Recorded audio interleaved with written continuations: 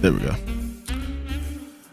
What's going on, everybody? It is I, the Loaf King. I'd like to welcome you back to the Lunch Table Podcast, your go-to destination for nostalgic gaming chats, industry insights, and entertaining discussions. Join the crew from the Lunchbox, Magic Lunchbox. It is I, Kadrebandit, the one and only, and the amazing Christain man. Yep, I am. As we dive into the latest news and trends from the world of gaming and beyond. So, as usual, I like to start off by checking out all my crew. Starting off with Magic Lunchbox. How was your day? What you eat today? What's going on with you? My day was wonderful. Had some ribs, broccoli, and cookie pizza from Pizza Hut. Yeah. Been playing Marvel today, watching football. It's delicious. My dad used to get it all the time. It just does her. The firmness is just perfect. I remember the last cookie that I enjoyed like that, except for maybe like crumble cookie. But, okay, cool. And how about you, Kadrebandit? Sorry, I had to cough real quick. So, obviously, y'all already know, but for the people, today we decided to do a little something with some fried food variety. My father liked to cook, so we had a lot of catfish saved up. So we had some Cajun catfish, some spicy catfish, both grilled and fried, some honey fried chicken, fried cabbage with shrimp, and some yellow rice. Oh, and cornbread. Can't forget the cornbread. Let me tell you, chat. Kadrebandit's family be throwing down for real. Yes, they do. For like no reason. It's just a random Sunday. It's just a random Tuesday. Let's just cook. The love for the cooking is real.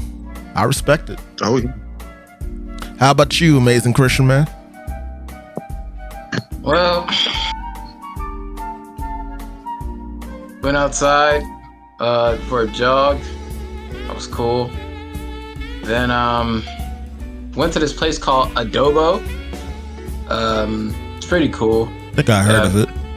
Yeah, it has some good Chipotle, not Adobo, but Adobo. Got some good Chipotle chicken. Went to that retro gaming spot called Retro X. Pretty cool. Interesting coincidence. Yes, but I'll dive into that later. Yes, very interesting coincidence. Yes. Came back, ate, went to sleep, and I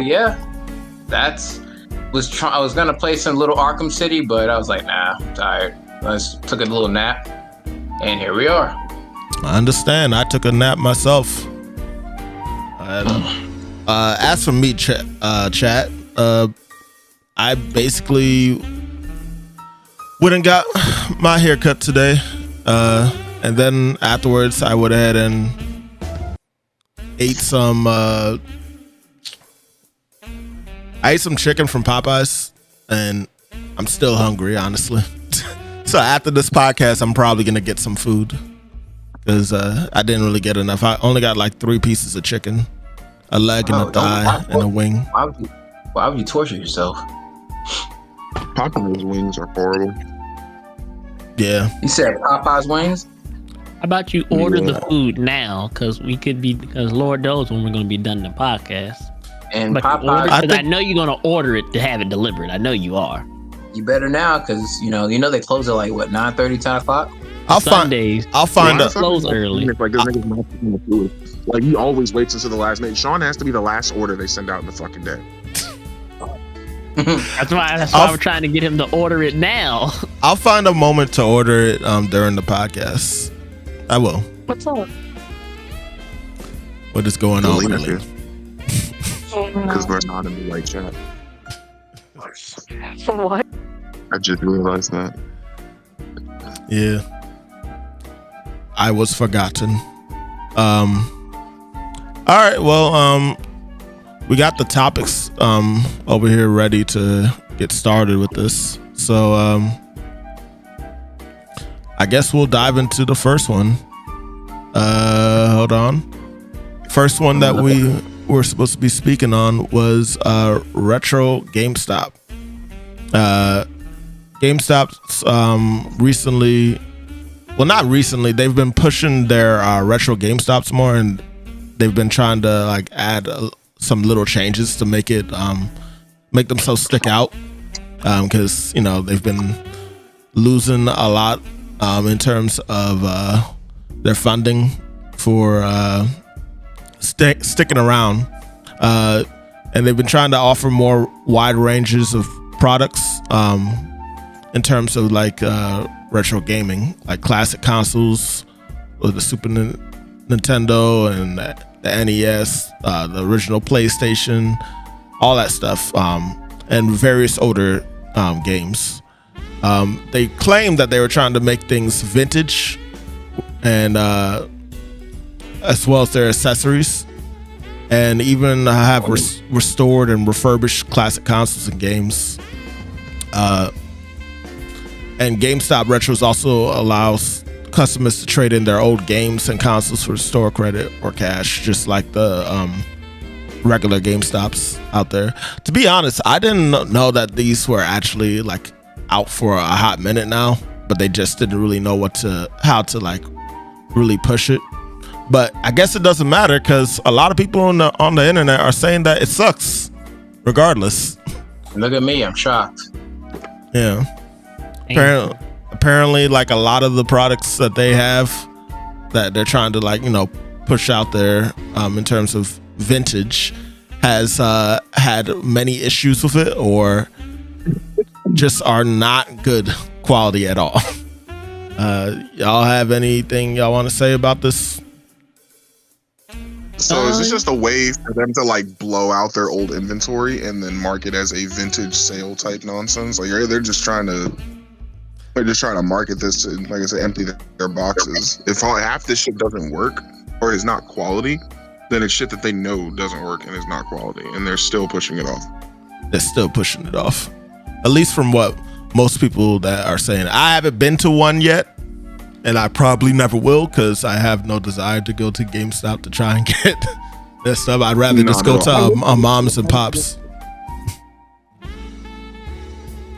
Wait, what? I'm lagging. Go ahead. Oh no, you're good. What about you, Magic?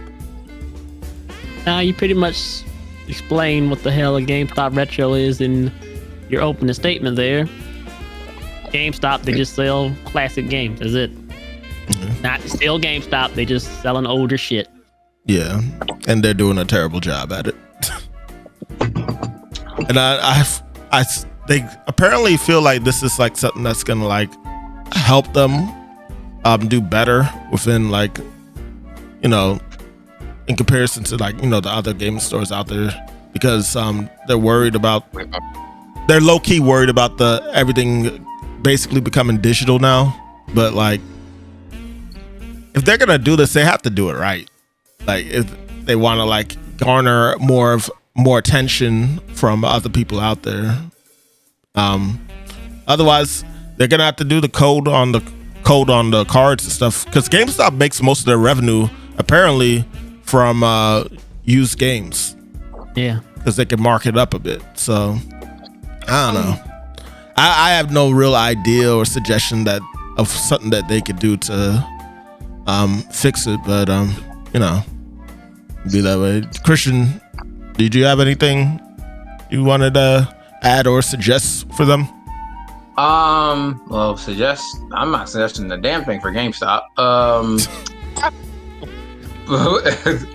But as far as like them selling retro games, personally, I think the reason why they're doing this is because they probably realize the mom and pop retro stores are actually the ones making all the money, and they want a piece of the action. And like you said, Sean, and what you read, they're doing a shitty job. So, I mean, tough break, pal. You know, I come to realize that, and funny thing is, I've been finding myself enjoying playing more of the retro games, you know, PlayStation 2 and up as of lately, because I mean, not to shit on the newer games or anything, because I mean, most of the new games out there, name brand stuff is pretty dope, but can't beat the classics. But yeah, that's my thought. They're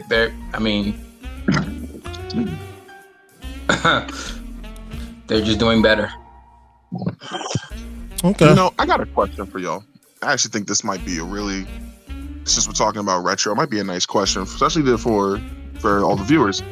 So I want y'all to think back, right? And don't use your favorite game, but use a game close to your favorite game, like your number 2, your number 3. Mini caveats. That you would have. What? Go ahead. That when you were a kid, you would have put up as a nominee for Game of the Year. When I was a kid? Yeah, so like, teenage, like early, like late kid stage type, like when you're really getting into video games, like when it was most prominent in your life, do it that way. Like when you first started gaming, you first started focusing on that. Your favorite game. Think about that, because for y'all I already know, it's probably gonna be Joe, it's gonna be fucking Crash Bandicoot. Sean is obviously gonna be Sonic. Christian is obviously gonna be King of Fighters. So do you want me to think outside? Okay. What? Think outside the box of what you think, like what was your second or third that you would have put up there. That was Second a or wild third. choice for Christian. That was a wild choice. But Was I? Unless you say Devil May Cry. Or Metal Gear. The Christian comes like, I just thought King of Fighter. From when I was like a teen, huh? I guess.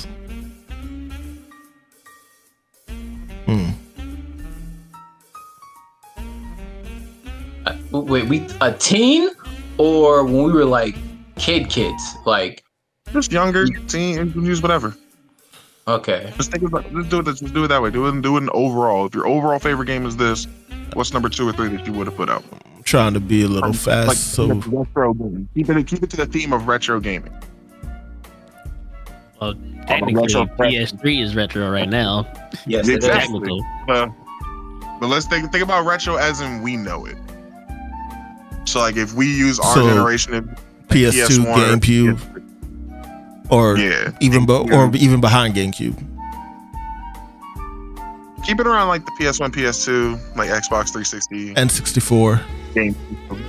Yeah, Okay. and N64. Nah, there was only so many options. Let's not go back that far. Yeah. Okay. All right. Well, if I have to do that, then I guess I'd say Metroid Prime, Okay. because it was honestly one of the few shooters that I really stuck to like that. Especially since it was like mainly first player campaign game. Like there wasn't no multiplayer in it. But I enjoyed the environments, and the gameplay felt fun, and it pushed me forward to finish like my first like true first person shooter. And I just enjoyed everything that I saw, and the abilities, the gameplay, all that. So yeah, I guess I'd say Metroid Prime, to be exact. No, I'll go next because I have a bit of more of an obscure one. And I think when I say that, y'all might have heard me talk about this game once, but it's always in the back of my mind. And it was for PS2, I think. It was called Scarface? Bladestorm. So now, and I have a runner-up to that as well, because Christian, you saying that made me think about it. But Bladestorm's definitely my it, because I love RPGs. All right, all RPG games. I love history. I love like army type TTG, like TTPG and stuff like that. It didn't work the same way, and it was real time though. So I will say that. Now in it, you play a mercenary, right? And you're a mercenary during the 1,000-Year War and the 1,000-Year European War. So you basically get to choose what faction you fight for, whoever pays the most, whoever gives you the best stuff. And you can jump between battle to battle to battle. So one day you could be fighting with Joan of Arc. Next day you're fighting with the Black General Alexander. The next day you're fighting with Queen Elizabeth. Like it's crazy, the jumps that you do. And I thought that the world building was really cool. It was one of the first games that I played where I was able to get like a group of soldiers and I was able to control the battlefield for my section. And then as I got stronger, as I ranked up, I was able to control more and more armies, more and more corps, just like more and more troops overall. And I was able to upgrade myself on top of that. So anytime I could go and send my troops into battle if I wanted to, but I wouldn't level up, I wouldn't get any XP. Or I can hit the battlefield with them. And I think my troops got a little morale boost because like, oh shit, the general's here fighting with us. Like, all right, cool. It was a very immersive game for the early games that we played around then. So like, I really love that one. How old is Armored Core? Shit. Because Armored Core was on PS1. Yeah. Yeah, I'm surprised you did. Well, are you into Armored Core? I was. You know, it's funny. I actually played Armored Core as well, but it didn't make that list for me because I also didn't play the remake. I didn't even think about it because I was like, I wanted it, but CJ wasn't worried about it, and I was like, there are other games coming out, so it didn't prime my focus. But it was definitely up there. But for like PS1, I swapped from PS1 to Xbox pretty quickly because of like where my father was. Like, and they bought an Xbox, not a PS1, so I swapped games. The other game was runner-up from that, was an old game on Xbox. I think it was either Xbox or 360, called Jade Empire. Jade Empire. And that was a dope-ass online MMORPG that was like set in ancient China, and you could play as... You had reign to do whatever you want. You could learn different martial arts styles that were connected to the elements, like fire stance, earth fighting, water fighting, and then you had a light and a dark meter. So the more evil shit you did, the more the dark meter went up, and the more like shadow spells you could learn, and then vice versa for light. And then the PvP was crazy because you could actually just run into an arena with people and get put into a 1v1 or a 2v2. It was wild. So that was another one. I'm gonna say Kingdom Hearts. Kingdom Hearts. That's a good one. Kingdom Hearts, only because, like, think back. It's 2002, right? It's 2002, and you just seen the first ever commercial for Kingdom Hearts, right? Yep. Come on. You got an anime character working with a whole bunch of Disney characters and Final Fantasy. That has never been done before at the time. That was just, for me, 9 years old, I was completely blown away. As you know, as a kid, I was blown away. It was just really dope that Square Enix was able to combine all of those and just make it work. And boy, did it. I'm not gonna lie to you. I did not see the first Kingdom Hearts commercial. I actually was introduced to Kingdom Hearts because one of my cousins had it, and I got to try it out for a little bit, and then later on that year I got it for myself. Fair enough. But yeah, that for me, that's what it would be for me. That to me would be a game of the year type of thing, just because of the creativity.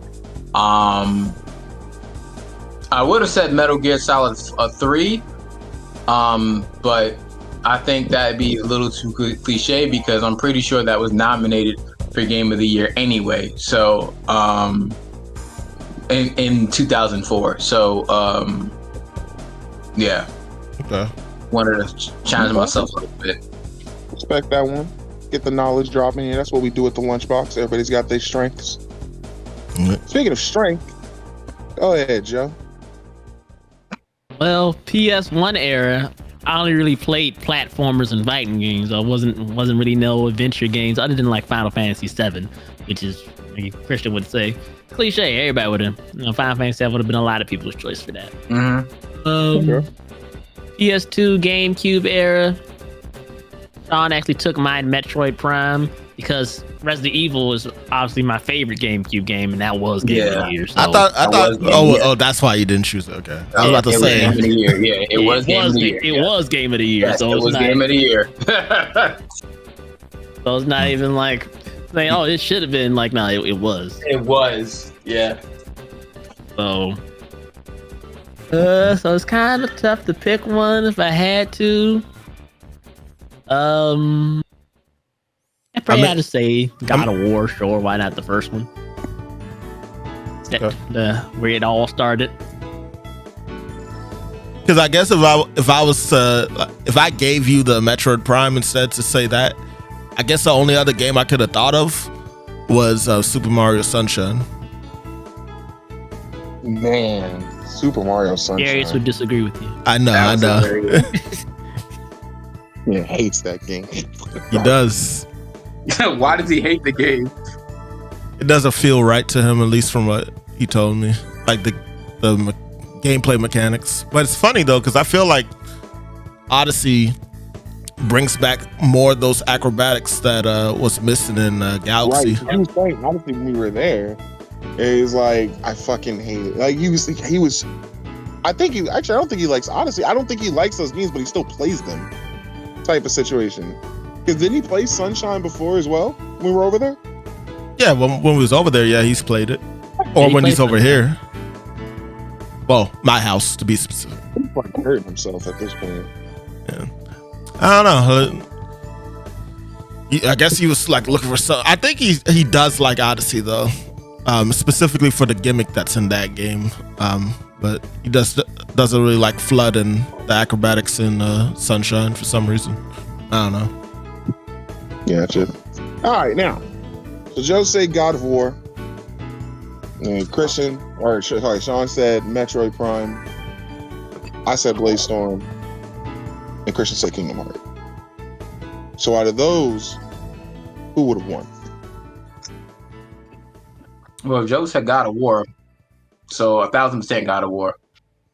Now, back in the day, Metroid Prime would have won. I was about to say that, yeah. I feel like Metroid Prime was like blew up pretty big. Okay. I was going to give it to Kingdom Hearts because, like I said, there's a lot of art. Christian did point on a thing that was the first time that you got to see so many different worlds collide. It was even that was very interesting. See everything fall in, like, oh my god, I've never seen. Like, it's never been done. I was like hang out with Mufasa before. It's like Simba. It's never been done. And a 3D first-person Metroidvania game had never been done. Yeah. I think between those, it would have been hard, honestly. I mean, like, if it was Kingdom Hearts 2, I would have been said yeah, because I feel there was more there's more of a variety that you was getting in terms of how many Final Fantasy characters and Disney characters that you was getting. And I feel like that's like one of the things that people like missed with Kingdom Hearts 3. There wasn't like a good enough balance. It was only Disney. But 2 would have been good to put out there because you know it would have been an instant lock-in. I think Kingdom Hearts and Metroid Prime are good, like head-to-head, because they're both innovative. We're doing something different. Yeah, very different. Yeah. Which one of these was the bigger wow factor back in the day? Like, which one really popped to you? Was it like the first-person Metroid, or would it have been the collaboration of so many beloved characters? Like, both of them were great. Which one would have stood out on top? If we're talking in terms of standing out, I'll say Kingdom Hearts, only because it's crazy that Disney even let them do that. It is. But it is. If we're talking solely on gameplay and just I guess atmosphere, I feel like Metroid Prime killed that. And it was a memorable moment for me personally, like a lot more than Kingdom Hearts 1. As much as I love Kingdom Hearts, like what sticks out mostly for me as memorable for Kingdom Hearts 1 is mainly, honestly, the music. Because it was like people to this day that have listened to Kingdom Hearts music, they quote it all the time. Yeah. Honestly, best OST. Yeah, Best soundtrack. it would win the best OST for sure. Best. Still got that shit in my playlist today. Yeah. But, okay. That was a little fun retro talk. I guess we'll hop over to the next topic. What we have next is Concord. More so the failure of it. Due to poor player engagement, the game peaked at only 697 concurrent players on PC. And according to the third-party data from SteamDB, that's a little site that keeps track of how many people are playing the game currently. It had disappointing sales, and initial estimates placed on Concord sales was about 25,000 copies on PlayStation, and a dismal figure for a game reportedly in development for 8 years. This game's been in development for 8 years, and it only managed that. That was a waste of time, yeah. And mainly people were saying it was a lack of innovation. The game mechanics and features were criticized for being derivative and lacking the innovation needed to stand out. And it's even at the point now where they're offering refunds to people, full refunds for the purchase of it. Because, I mean, you can't play right now. They took it off the thing. Huh? Sean, let's get this started. These motherfuckers were greedy. All right? Think about this in this way. Just the last thing you said was they are giving a full refund. How many other games has PlayStation ever done a full refund for? And y'all can name them. I think the only one that I can think of is Suicide Squad. Cyberpunk. Oh, wait, yeah, Cyberpunk 2. That's about the only two that I can think of. I could be wrong about actually Suicide Squad now that I think about it. There's one more that you know that hurts me to my soul. Knack? Joe? You want to say it? I'm curious if Joe knows. Joe? Is Joe there? He's in here, but I don't see him talking. Did he get captured? Might have. I mean, that's crazy. A game that hurt you. Oh, I know exactly what you're talking about. Anthem. There you go. Right there. And every single one of those motherfuckers failed because of that one reason. They were greedy. Greedy as hell. They tried to drop something they knew was going to be a quick cash grab and then run with it. Yeah. Like Cyberpunk, how long did it take them to get their first update that fixed anything? I think it took maybe 2 or 3 years. I could double check that. Insane. First update. Anthem had potential to be one worth the money, but it crashed because they didn't complete the game. If they completed the game, then they didn't give a damn about that game in any way. They had nothing for it. They faked out roadmaps for people just so they can get the quick cash grab, and then still ended up paying for it. And then Suicide Squad, honestly, y'all played that. Y'all gonna have to ring in on that one. I didn't even play that game. I didn't play that game. I know it was involved greediness. Yeah, John, that did y'all play that game? What? Suicide Squad? Yeah. Me and Joe played it, and John. Christian did not. And the first update. Y'all think it was? The first update for Cyberpunk was in 2021-01-22. So, yeah. Jesus. And what was the question about Suicide Squad? Do you think that it went the same way because of greedy actions, or was it more like the game itself was like? What do you think it made the refund come about? What fails a game like that? Suicide Squad's problem was that it didn't have. Before my mom. You're good. We're talking about Concord's failure, but we was also bringing up like other PlayStation games that failed and we dived into Suicide Squad. And they tried to jump into a oversaturated market. Shooters, especially team shooters, is an oversaturated market right now, and you didn't really advertise it that well, in my opinion. Yeah. So there was no real reason to play this game for $40 when there's a whole bunch of team shooters out. That's free. There's a whole bunch of hero shooters out there, so yeah. Yeah, that's free. Like Valorant just came out like 2 weeks before that on consoles finally for free. Like no one's gonna play console. And people know more, and it's more. What's the word I'm looking for? It's more laid out because it's been out long enough to like have enough content to like make it interesting for some people that wanted another hero shooter to try out. That's right there, and it's already stocked with a whole bunch of stuff. This one was gonna have, a good amount of like characters and stuff, but at the end of the day, it was gonna be just pushing out content, like probably monthly, maybe. I don't know. I don't have the full info on that, of course, but they definitely didn't take the right approach with this, especially with having it one of the first games they show during their PlayStation Showcase. Like, that's not something that most people would be like jumping on their heels to like play and stuff, you know. But on their heels was a wild thing. Clacking their heels together. No, but I like that one.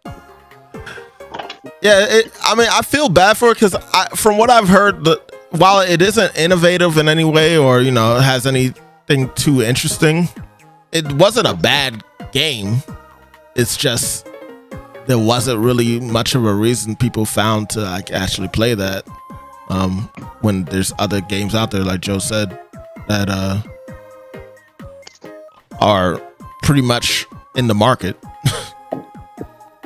everywhere. What's funny is like if they had tried to compete with some of the others and even gone above and beyond to try to make something that was new and innovative, something that made it unique, even if it hadn't been advertised, well, it would have been worth it because it's like, oh shit, what's this? It's different from everything else. They didn't even put time into it, at all. Apparently, they put 8 years into it, though. Nah, it's like a side project that they kept putting pieces into until it was like, oh shit, it's done. That's what it felt like. Like it's from everything I was reading. But again, didn't play it. Yeah, I don't know. There's a lot of things I feel that could have been done, and at the end of the day, they probably.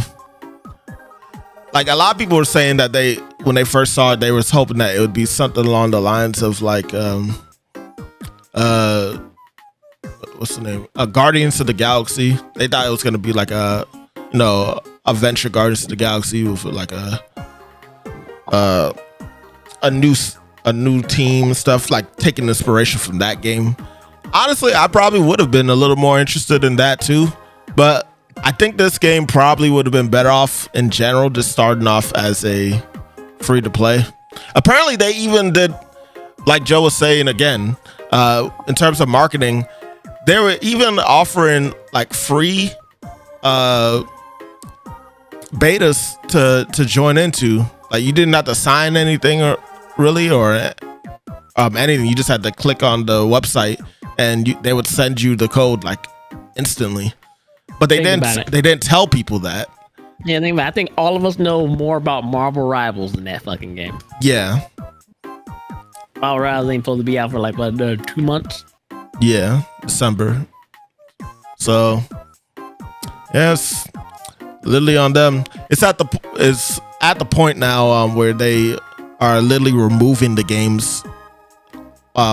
This kind of segues a little bit, but they're removing the game from the consoles, and some people that brought up like another thought process of people wondering, like, is that like something that PlayStation has always been able to do, and like now like people are like thinking about that again, like they could just remove the game from your console at any time and point.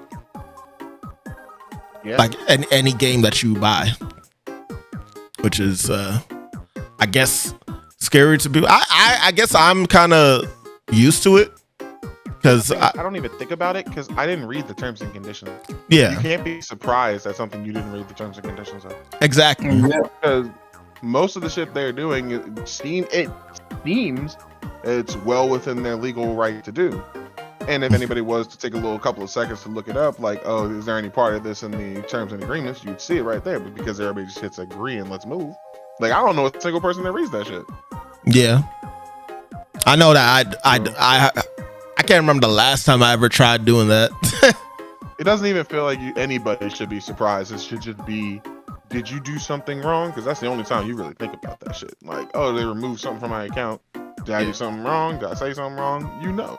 And if it doesn't fall within that parameter, then you can, throw a question mark up. And I guess that comes down to the whole thing about, digital versus physical and, you actually owning the game. Because even with physical games, you don't necessarily get to hold on to that. Well, I mean, you do get to hold on to it physically, but like a lot of things nowadays is set where the disc is actually holding like basically a prompt to download it from one of their servers, but you don't like actually truly own it. Like you could put that disc back in, but like if they wanted to, they still have it set where you can have the disc and still not be able to play the game. Compared to like back then with cartridges, the game's already on that cartridge. Wouldn't be surprised in the least. So, yeah, just a lot of madness there with Concord. Sucks that it was kind of sent out there to die, but You did not say that just to segue into what was next. No, that was not on purpose. But you understand we can't then do the next topic because of what you just said. All right, that's fine. I can segue into the other thing then. Nah, you know what? Do it anyway. It's funnier. No disrespect with what I just said there. Completely wasn't thinking about it. But the next topic that we was going into was there's a lot of people that passed away within the past 2 weeks.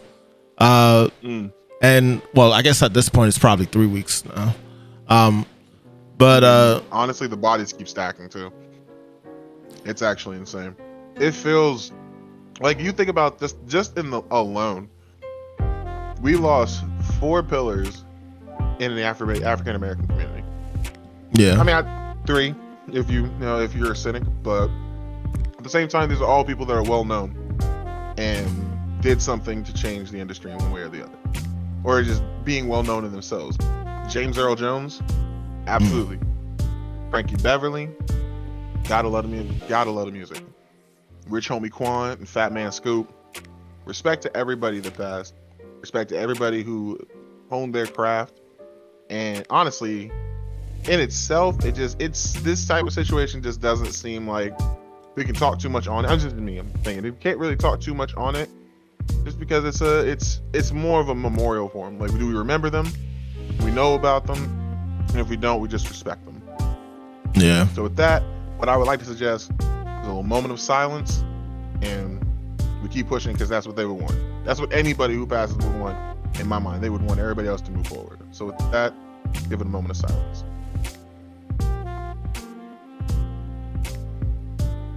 Amen. Thank you.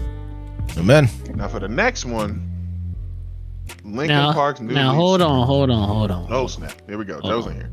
Hold on. Because some of these people don't even know who these people are. James Earl Jones was Darth Vader and Mufasa. Legendary actor. Frankie Beverly, I don't really think he needs an introduction if you are part of the black community. I mean, Before I Let Go, Golden Time of Day, Happy Feeling. I mean, do I need to even say more? And Fat Man Scoop, while I actually did not know his name, but when I saw what he did, he was the hype man, Missy Elliott, so all that good stuff. He had that other song, I forgot the name of it, but also yes, one of the pioneers of hip hop. in that. And Rich Homie Quan, he made some good songs too. We like Rich Homie Quan. Flex. I don't know. Type of way. So it's 3 musicians and an actor. And in the football community, actually, Mercury Morris just passed. He was the Great Dolphin, part of the legendary undefeated team. And, he will also be missed. R.I.P. Respect. Just a lot of them passing away, man. Way too young. Well, some of them too young, obviously. I would say they live their lives. James Earl Jones lives a full life, and now he's one with the Force. Yeah, pretty much. Yeah, but rest in peace to these people. I know that people are like. The sad truth is, I know a lot of people are dying every day. Like this isn't like necessarily something surprising that people died today, but it's just the fact of how it's come to these points of the people that we respect or appreciate for what they've given to the world. When you know somebody, it hurts more. Rich Homie. The sad had to be Rich Homie Quan because he's only 34. He died of an OD. It was completely like something that's completely preventable. Yeah. And the industry, and then when you're rich and you have access to that stuff, you have no self-control either, and you're searching for something to fill you up. Up and coming artists, don't hustle backwards. Don't get it. Don't make it get big, have hit songs, and then start to do illegal shit and drugs. They don't do that. You do that. You put in all that work to get to the mountaintop, to finally reap the rewards, get your family straight, everything, and then you're gonna jeopardize it and hurt yourself and them by doing these things. Don't do that. Yeah, it's really not worth it. There's so many other options that you can go to filter out. Hell, even get some therapy if you need it.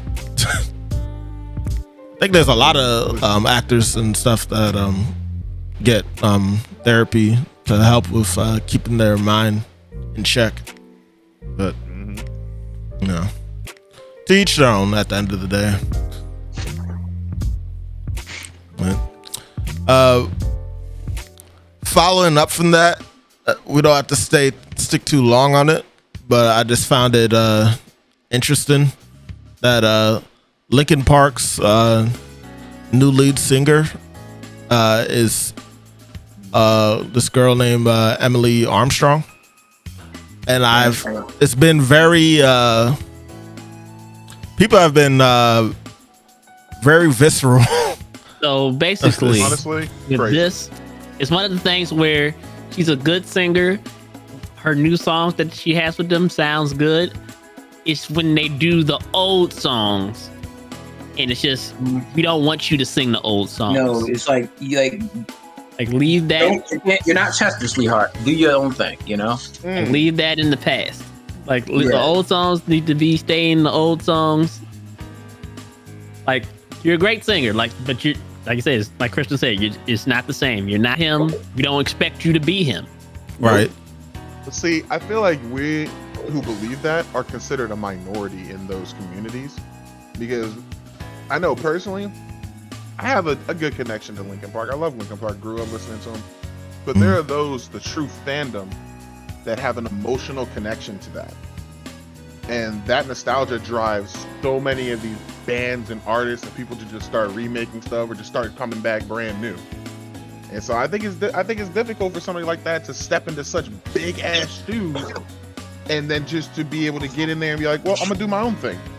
Not many people will be receptive to that, or at least I can see how you would think that. So I mean, if she starts getting that positive feedback where it's like, yeah, do your own thing, relax, you don't have to be Chester, everything right here. If that becomes the majority, it won't be as bad. But as of right now, I feel like it's leaning the other way with how people are are responding to her. Yeah, they're attacking her for trying to be Chester. They don't want her to be Chester. Yeah. That's the thing. They don't want her to, because she can't. It's not possible for her to be. Yeah. I understand, like, trying to be what's the word I'm looking for? Trying to show, like, like we respect you, and we miss, you know, what you did. Like, what am I? The word I'm trying to look for. I can't really think of the word right now, but it's like trying to show like some type of respect and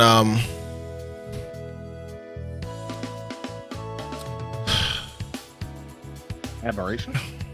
Yeah, admiration towards what Chester did, and you're just trying to like not recreate it, but like, you know, because you respect and appreciate them, you want to like show, you know, like put that out there so people like never forget. But at the same time, the song's always gonna be there, and like you can always just that's not what you're supposed to do right here. Right here, you've been given a chance. Do your own thing. Yeah. And then see how far you can go. Like, if anything, I think it would have been better if she tried to do like a sing along, like at some like concerts and stuff. Like they have like his audio there, and like she like brings it up. I hear sing along. I think of it. Oh, that's all I think names. ugly. Nah, but I think everyone here just said their piece with it. You know, Emily, you could definitely bring Linkin Park back up there for sure with people, but definitely don't try to stick with doing a whole bunch of covers of the original songs, because people don't want to see that. They just want to see the evolution of Linkin Park at this point, you know, going forward, because music is forever, you know. So and honestly, I apologize if us calling you Emily is too forward. Please write a note and let us know if that was too much. Oh my god. Just trying to be respectful of your time. Nah. Y'all gonna be respectful, because we're not gonna be respectful with what's coming up next. I don't even want to talk about this.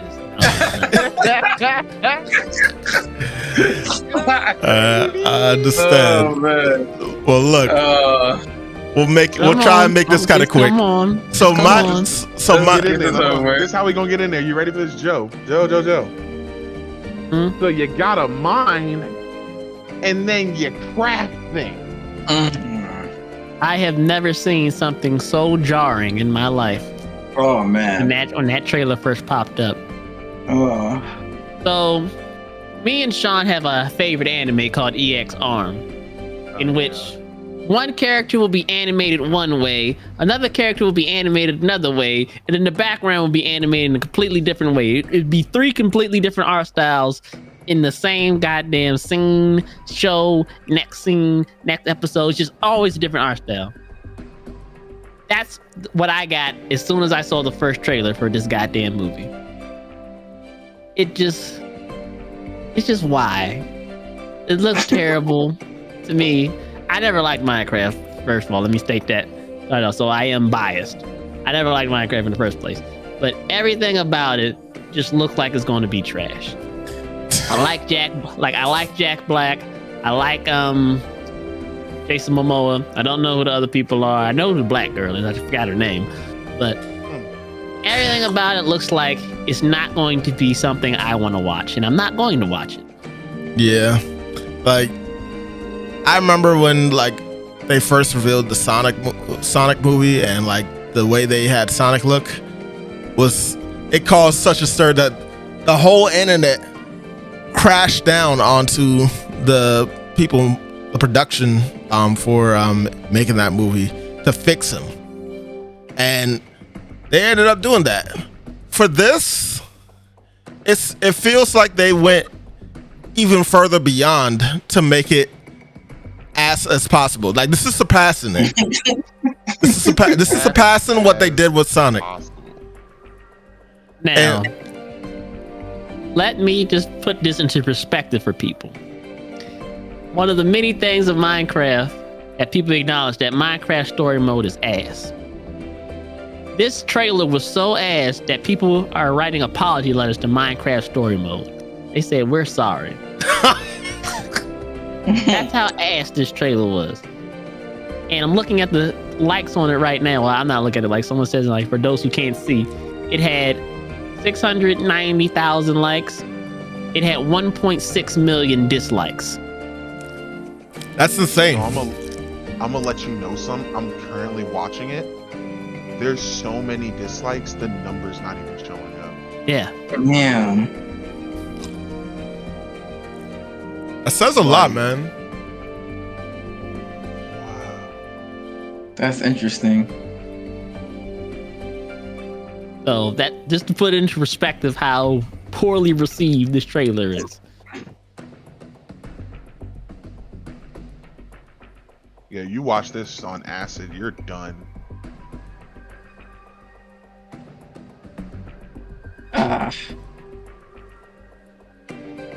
Like I honestly don't know what else to say. Like it shouldn't have it shouldn't exist. I'm so every time I look at it, I'm speechless. I'm speechless to how they thought this was okay. And then the line for Jack Black killed me.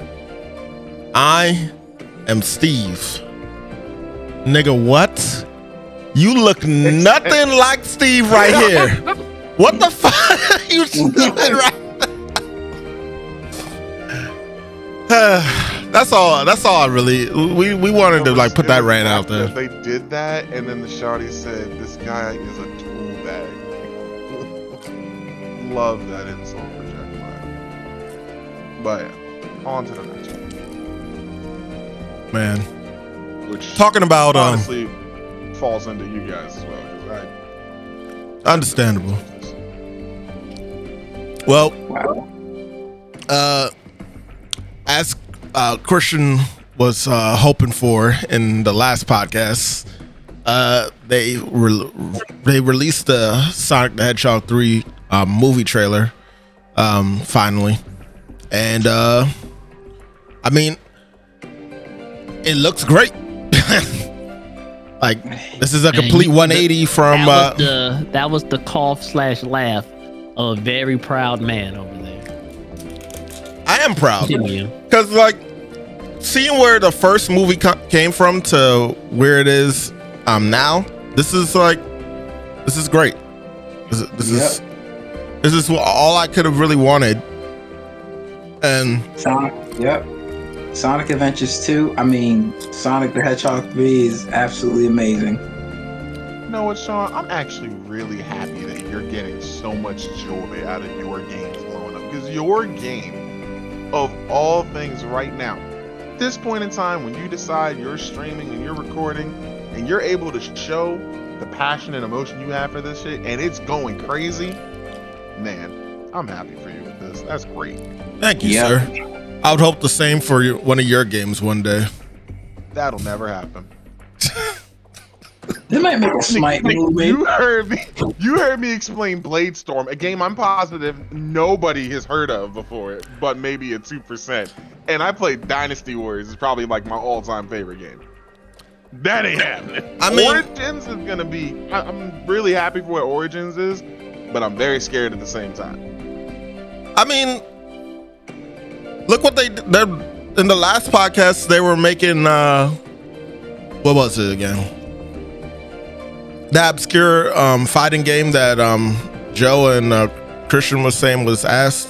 Did y'all look at it real quick and tell me the name? You said the fighting. Oh, you said a fighting game? Yeah. It should be towards the bottom of the last podcast in terms of the topics. Regardless, I was trying to say, like, that's getting a remake. Well, now, is it a remake? Yeah, it's a remake. So maybe like, yeah. That's getting a movie. Yeah, that's. I'm sorry, a movie. Yeah. So the way I look at it, anything's possible. I'm so fucking ready for Monster Hunter Wilds. Yeah. Same here. The Monster Hunter movie. Yeah. I think I remember them saying that. I think I remember hearing that they were trying to do a Monster Hunter movie. I could be wrong about that. They did. What are you talking about? Oh, Remember I the guess moment T.I. I looking forgot. down the gun room. I forgot I had to erase that one from my mind.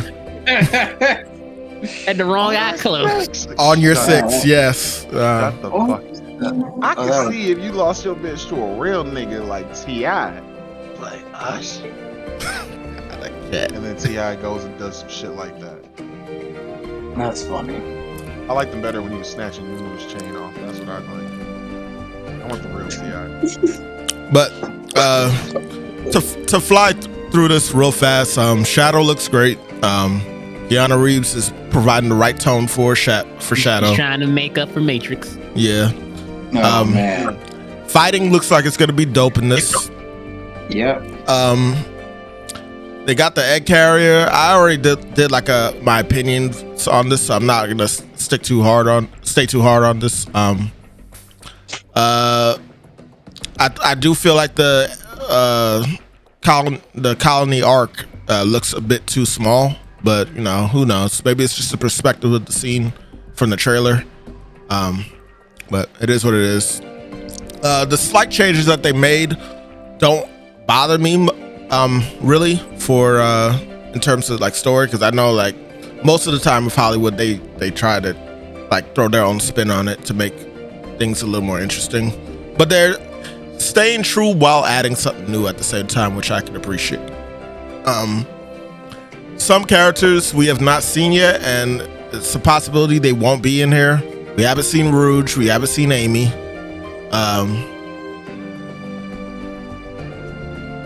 But overall, Her name really is supposed to be Rouge. Yeah. Rouge the Bat. I think we're gonna see. I think we'll see Rouge at some point. I think it's possible too. Yeah. But yeah, I like everything that I saw, and it was cool that they did the staple, and not the staple for Shadow, but like the staple for like a lot of movies nowadays for motorcycle. They made him do the Akira slide. Yes. So Yeah, that's always been a great thing. like every time you see that shit, like most 90% of the time people do that shit great. So Yeah. I like that we got to see I that. have not seen a bad Akira slide yet. I Yeah, wish I could ride a motorcycle. I could have. Back when my dad was riding motorcycles, he was gonna give me his, but I was too lazy to go get the license for it, so That's he sold it. crazy. I'm actually mad at you. Understandable.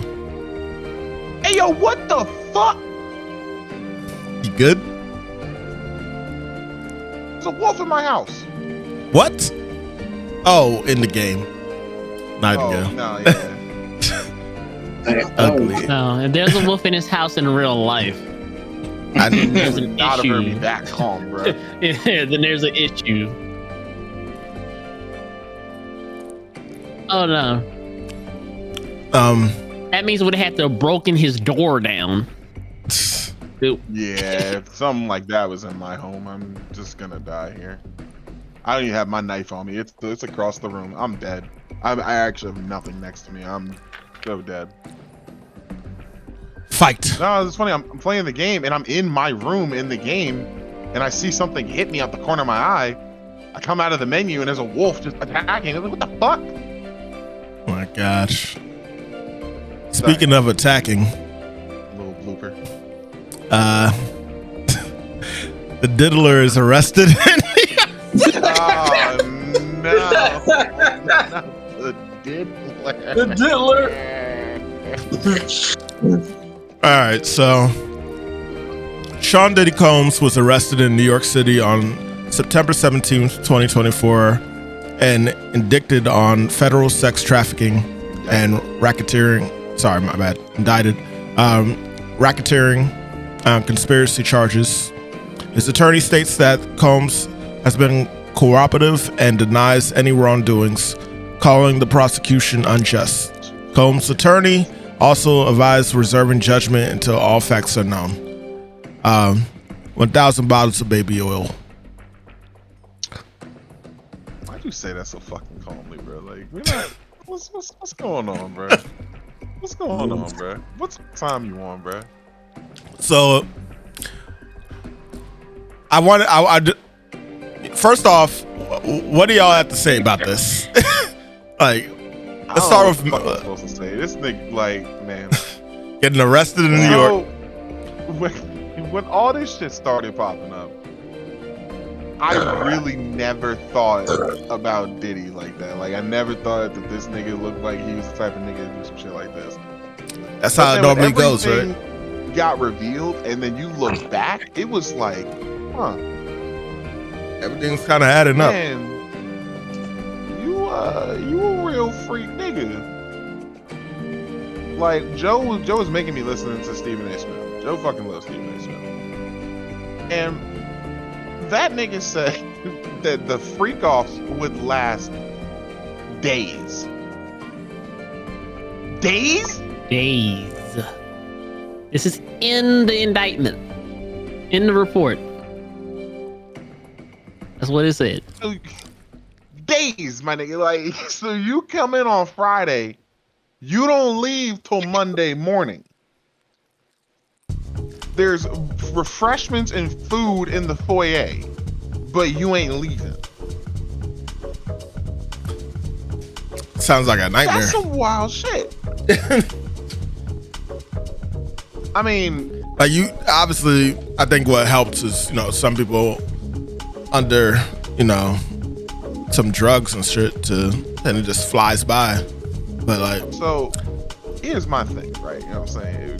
Don't set me on fire. Don't say I'm witch trial me here. I'm gonna say some wild shit. Let it happen. So now, personally, as long as I didn't have to deal directly with Diddy, I'd go to a freak off. I heard J-Lo was there.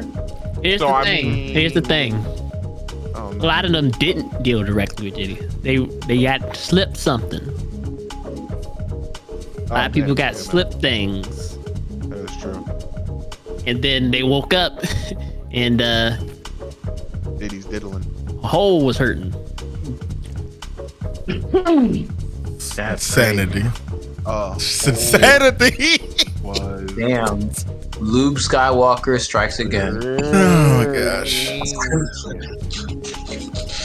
Hey, yo. Yeah, like, even if it wasn't him, like, that shit still falls on him for like having like these freak offs and people like staying there for that many days, so that they're in your home. This happened in your home. He's the ring leader. He's the guy who sets it up. He's the guy who makes it happen. 1000%. Diddy done did it. Yeah, I'm saying, like, if he didn't, pierce a whole bunch of people, so to speak. He's the one who set it up. It doesn't matter if he did it. He's the one who set it up. Nah, are we? Well, it does matter. Well, it does matter because that's additional rape to the charges. But he's the one who set it up. Just gonna ignore. Okay. We could change it to rape. Like, he's the one who set it up. So, regardless, that's crimes and crimes and crimes and crimes. Yeah, He's going down. Yeah, I agree with that. Like he did on all those people unsuspectedly. Damn, that's crazy. Yo, did you bother looking at that article though about the 1,000 bottles? I don't need to look at an article to know that he had 1,000 bottles of baby oil. All right, so Twitter was there for that. Logic then. Twitter was there for that. Also known to have 800. Oh, it's not just baby oil. It was lube as well. Oh, that was baby oil and dildos. Yeah, 1,000 bottles of baby oil and lube. Gotta get that was actually in the indictment. Lube. The baby oil and lube. If I'm not mistaken. That's actually insane that they would just put that. Was it? In the indictment. Yeah, that was actually part of the indictment What report. in the hell could you possibly put that in the indictment to recognize? Like, what is that? because that leads to probably, well, why would he have this many bottles of baby oil and lube? Because he was having Maybe that freak offs nigga and was then it leads dry. in the, preponderance of the evidence. wildest defense ever. Like, maybe On this nigga Wednesday, was a short video circulated online that appeared to show four federal officers dressed in black standing at the door of what seemed to be a huge and lavish bathroom. Next to several bottles of baby oil. It was originally posted on the social media influencer Major on X, aka Twitter, whose bios read outreach reporter, constitutionalist, lobbyist, political actor from AHSF disruptor, blah blah blah. The clip, which Sir Major claimed as part of the FBI raid at Diddy's home earlier this year, went on to garner severe traction online and earned over 57 reactions and 3,100 comments and more than 16,000 reposts at the time of writing this article. Notably, the footage has turned out to be fabricated and unfounded, seemingly meant for the purpose of validity. I was about to say vitality. Sorry. Yeah. Like, what? Wow. I've experienced that. Well, not I've experienced vitality.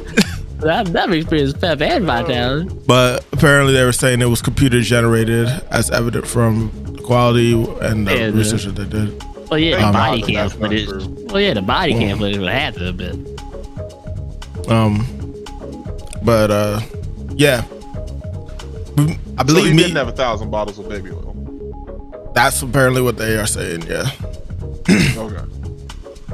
But the thing is, because it's Diddy and like all the things that were like popping up, people like just ran with it because it's funny. Well, it's just funnier. Yeah, that's straight up what it is. It's just people found it funny. I mean, So I understand why people would like stick to it. I would too.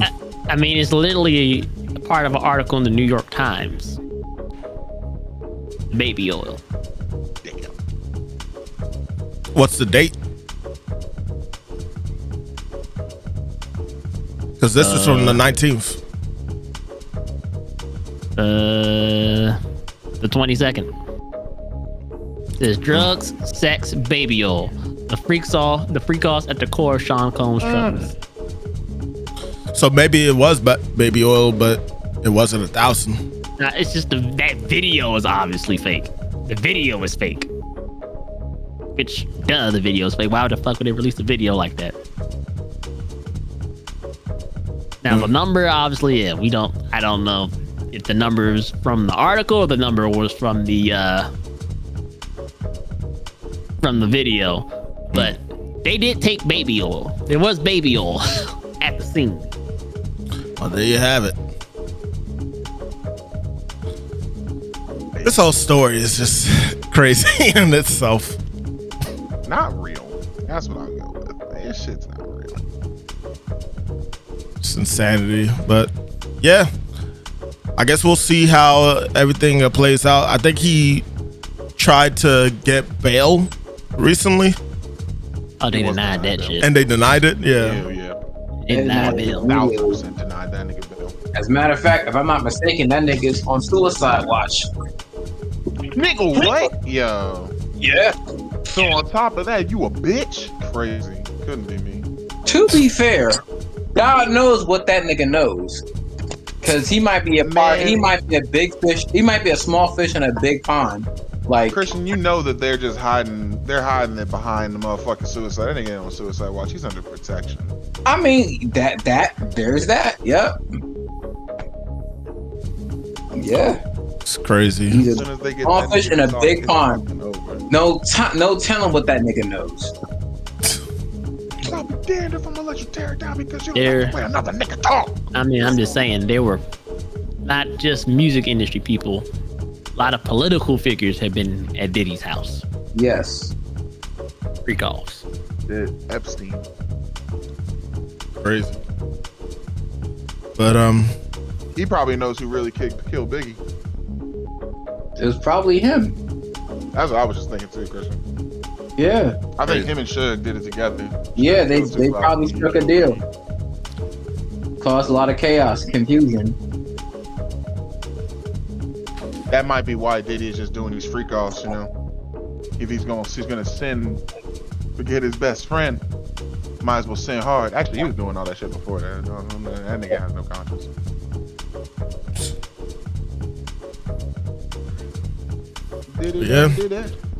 The diddler pops again, and we'll see how this all ends eventually. Until then, stay safe. Well, I guess he don't gotta really stay safe. He's on the run or something. Well, he isn't anymore. He's on the run, just raping motherfuckers. Protect your bum from the diddler. Nigga said, "Be safe." That's crazy. All right, we're gonna move on now. Now you want to move on? What? All right. So, back to gaming news. There's a rumor going around that Square Enix has finally completed the remake of Final Fantasy IX. Now, Final Fantasy IX has been rumored to be in development since a leak that came from NVIDIA, I think 3 or 4 years ago. I could be overestimating that, but now we're getting information that it might be done, and I kind of believe that if this is in development, it might that might actually be the case, because they already stated that they aren't planning on doing nothing to the scale of Final Fantasy VII remake, but something a little more. But they still were trying to do it like just, and I mean, if they're not really trying to go to the 7 scale, but they're trying to still make it like a big remake all in itself, this sounds like about the right time that they would be finishing up the game in turn. But the ex-user Ryan from Braun claims the developer for Final Fantasy IX was originally Exene. The project moved in-house at Square Enix earlier this year for graphical refinement purposes, and the title looks similar to Memoria project development is complete. I don't know what Memoria project is, so I can't really say much on that. But they said that eternal delay was not due to the next Nintendo console either. So, yeah.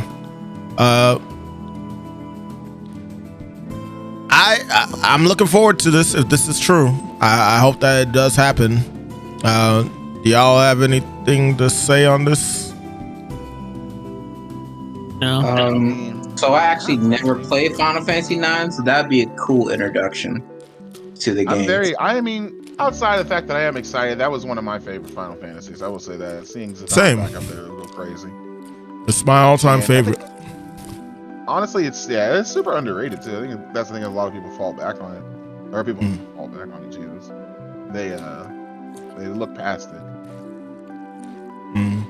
But I'm curious to see if they're gonna do anything, like they're gonna change anything, and what they are gonna change. It's been so long since I played that game. Yeah. Like my God, everything's gonna feel so fresh.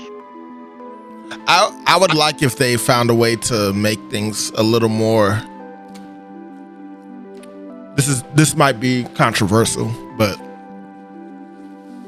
I want them to find a way to make it where the characters that you can find and recruit into your party, that they are like incorporated even more so into the story, where you actually do like have to get them. Kind of similar to what they did with Final Fantasy VII Remake with Yuffie, and what they seem to be doing with Vincent as well.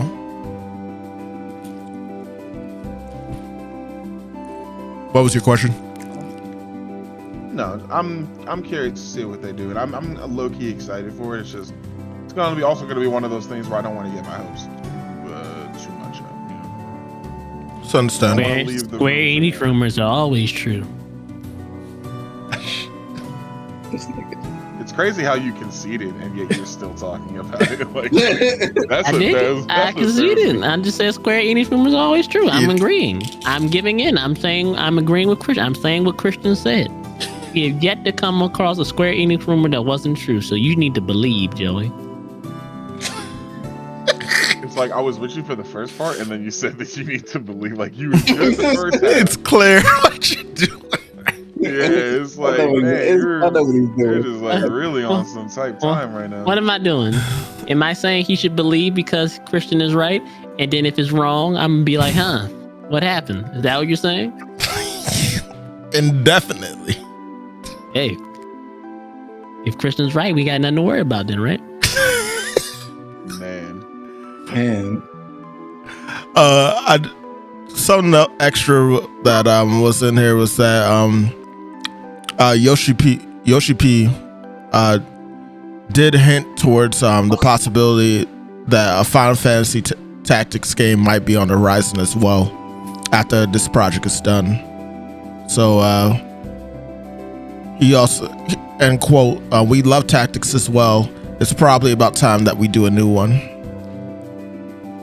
So we all might be getting what we want. I actually would fucking love a Tactics. Mm-hmm.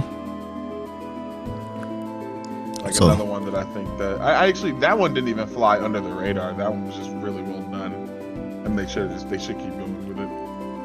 Mm-hmm. But yeah, I'm hoping that at some point, I would love if a trailer popped up at the Game Awards, but I know that's very unlikely. But that'd be crazy if we saw something like that then. But if anything, I hope we see something soon, and this really does happen. Oh, for sure. Next, Marvel vs. Capcom Fighting Collection. I just wanted some quick impressions from the amazing Christian Man and Magic Lunchbox.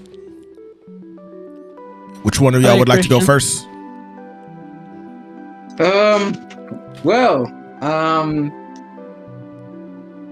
First off, I want to say, game's great. Regret buying it for the Switch though, because it's awkward. The controls are awkward.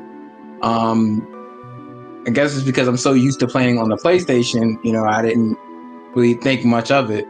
But still great to have, you know, if you're trying to like play on the run. Game's great. The second I played the PlayStation 4 version, like I guess everything else was just muscle memory, air combos and all. Cannot wait for part 2. Definitely want to see. Not see. I guess definitely want to play. You know, relive the more nostalgia of, you know, coming up as a kid playing those games. You know, so I'm definitely glad I brought it. Definitely worth the price. Can't wait for the next one. Okay. Magic.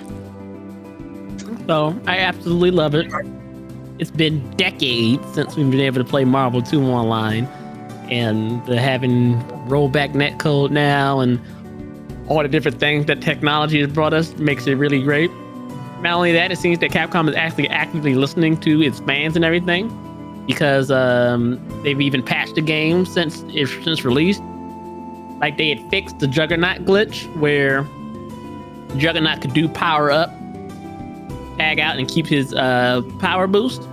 They actually had removed that from the game, and people were like, what are you doing? That's not how the arcades went. The arcades went, you get to keep that power up. So now there's an option in the game where you can have that set to be like it was in the arcade. So they're actually listening to their players and his fan base, and everything's just been lovely. I've been trying out different teams here and there. I normally have Ken on my team just because I like having Ken on my team. just trying out different teams, playing online with everybody, getting matches has been really fast. No crossplay yet, I believe, but on PlayStation, I've been getting matches really fast, and all of them have been pretty good. So overall, just a great product for me. I'm really loving it. It was a lot better than the original Capcom Fighting Collection, I think, that had Third Strike and that on it. I think they learned from what they did wrong there and applied it here to make everything better. Either that or it's just nostalgia from Marvel 2 being back after like 30 years. It's just great. So, great job, Capcom. Either way, Dubs. And as for me, I've been enjoying it too. It's great to be playing those games again.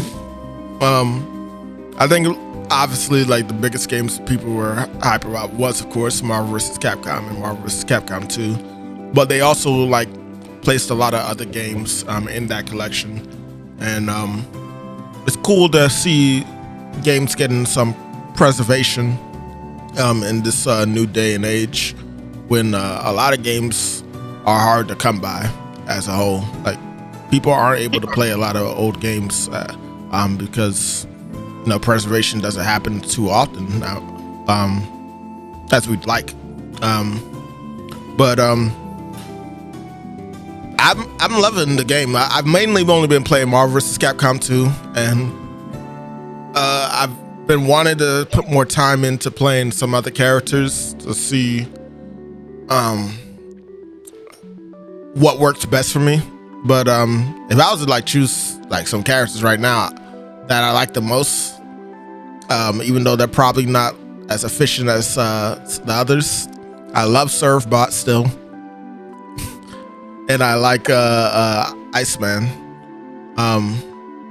Those are the two that I know for sure that I might be dumb enough to stick on my team, or maybe smart. I mean, who knows? Mixing up the game, who knows what people can come up with as the series progresses. So, I mean, well, not the series, but as the meta goes forward. But yeah, this is a win for Capcom for sure, without a doubt. So, good stuff. Besides that, there's also a reveal that they were doing another Capcom Fighting Collection. The second collection was revealed, and personally for me, I'm even more hyped for this one because it has one of my favorite games of all time, Power Stone 1 and 2. Like that was my shit back in the day. Like that was like that came out before Smash actually, and that was like essentially my Smash game right there. Like fun fact right there. So and it will also have that online, so you can have a 4-player. Oh man, I'm so looking forward to playing that game again. But what do y'all have to say about that collection? I know I didn't put the trailer in there, but I'm pretty sure that Christian and Joe seen it. Yep. Man, like Joe said, Capcom is listening to their fans. They have been on fire for a long time now. Definitely my biggest anticipation in that collection is Rival Schools 2 Project Justice. Definitely just did it for me. Like I kind of knew they were gonna, give us like Capcom versus SNK. Like I kind of suspected as much, but the fact that they just brought back Capcom's other lost gems, like no pun intended, Power Stones and Rival Schools. Definitely listening to their fans. Awesome. Definitely am looking forward to playing the fuck out of that game. Yeah, can't wait. Blew my mind. Just okay. Magic. Yes. Well, that just piggyback up. Yeah, I'm hyped for it. I really loved I've played all of those games before, other than Plasma Sword. I've never played Plasma Sword. Now I get to finally play a game that Hayato's from. That's me. I never heard of that game either. Yeah, I heard of it. They had it for the PlayStation. The first one was for the PlayStation, and then they had the second one, which was a lot better. TVS 2 and Capcom Fighting Evolutions are the games I played the most. I actually still have the Capcom Fighting Evolution from a PS2 upstairs somewhere in the case. That's dope. Oh wow, that's Gonna be- fun fact. It's just gonna be Worth some money. really nice to play all those again. Especially now with online, being able to play it online will be great. Yeah. That's what fighting Easy. games are for. Playing with other people. Yeah, easy access to play with friends locally or online is always a great thing.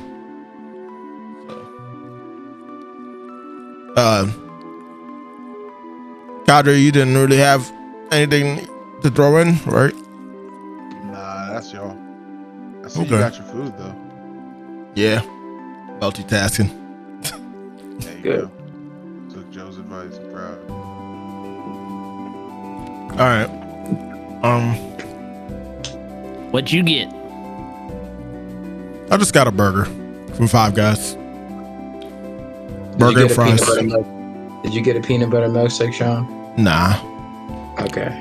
got some. I just drank water in the house. Good. Peanut butter milkshake. We go crazy right now. It would, but I don't know. I just decided to hold off.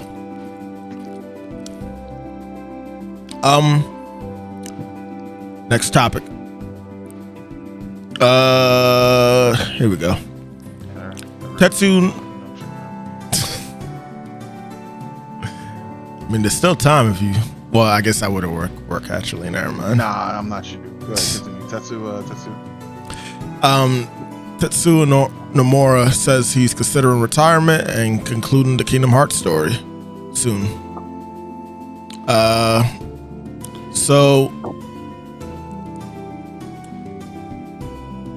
basically, Nomura, who turns 54 next month, spoke to Young Jump about his career and future plans. When asked about his plans for the future of Kingdom Hearts series, Nomura laughed and said, "I only have a few years left until I retire. I have to decide whether to retire first or finish the series first." He added, "I'm making Kingdom Hearts 4 now with the intentions of it being a story that I will complete." Kingdom Hearts 4 was announced during the Kingdom Hearts 20th anniversary event in 2022.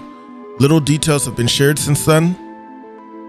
According to publisher Square Enix, Kingdom Hearts 4 will mark the beginning of an epic new storyline titled The Lost Masters Arc. This seems to contradict Nomura's statement about the imminent retirement, especially as he's also handling the ongoing Final Fantasy VII Remake trilogy. In the announcement trailer, players were introduced to Quadratum, which Square Enix described as a large, expensive city set in a gorgeous, realistic world, unlike anything ever seen before in Kingdom Hearts series. Elsewhere in the interview, Nomura commented on this new setting. "I like the worlds that are slightly different from possible reality, rather than the ones that are too false. It's the same with movies, but if the world is too fantasy-based, I can't really get into it. So I like getting settings that are based in Shibuya, but not the real Shibuya, rather than complete fantasy. I think unrealistic within reality fits the fantasy view well." I respect that. I actually like the way that was put too. Yeah. Yeah, if he just ended the series and then if he just ended the series and then retired, that'd be a good send off. Yeah. That'd be crazy. That'd be an awesome send off. But I've looked at some of the interviews as well online, and he has been like training like proteges in case a situation comes up where he can't finish off series before his retirement. So they have like a whole bunch of new blood in there to help out with 4, and I guess the only thing I can really say on this is, personally, I would like if he got to finish Sora's story like all together. At least if Kingdom Hearts was to like continue, I would like Nomura to at least finish Sora's story before he retired, and then whoever else is taking over, I feel would be it would be what it is, you know. Like, I think a lot more people would be accepting of something like that. But that's my personal view on it. So we only talked about Nomura and Kingdom Hearts, but Nomura was also the Final Fantasy VII Remake director, and also did a lot of things for Final Fantasy 15 and everything. So it's not just Kingdom Hearts that would be affected here; it's the Final Fantasy world as well. Yeah, I mean, I had brought that up. He's also working on the trilogy as well, but I think that he would put his final pieces into 7 Remake before he would retire, honestly, than he would with Kingdom Hearts.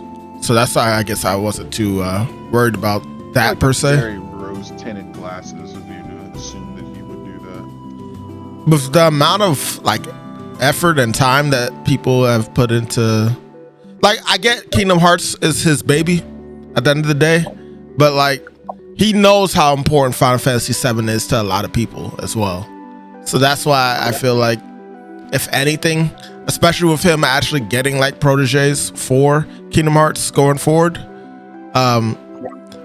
he's a little more comfortable with leaving before he finished off the story for Kingdom Hearts than he would be finishing off the remake for Final Fantasy VII.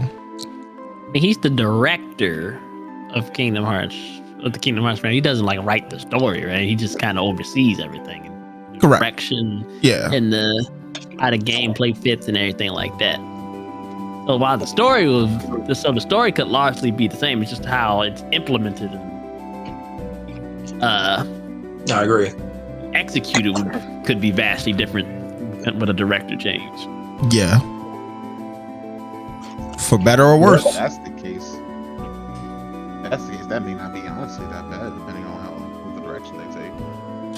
Could be something more fan oriented than the original setup.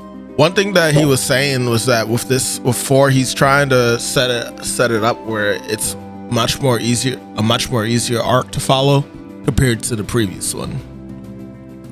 Because he knows the joke about, Kingdom Hearts, like there's practically 13 Kingdom Heart games out there scattered 18. around the world. Apparently there's 18, but yeah. Oh, the 18? Apparently, yeah. No. Well, regardless, like regardless. Irregardless. he's trying to make it this Lost Masters arc a lot more easier to follow and available for new people to pop into as well, with not as much effort necessary between the past story. So he's really trying to basically make this like a remake almost. That's also why he changed how the title looks for Kingdom Hearts. Like he changed up the look of it and everything.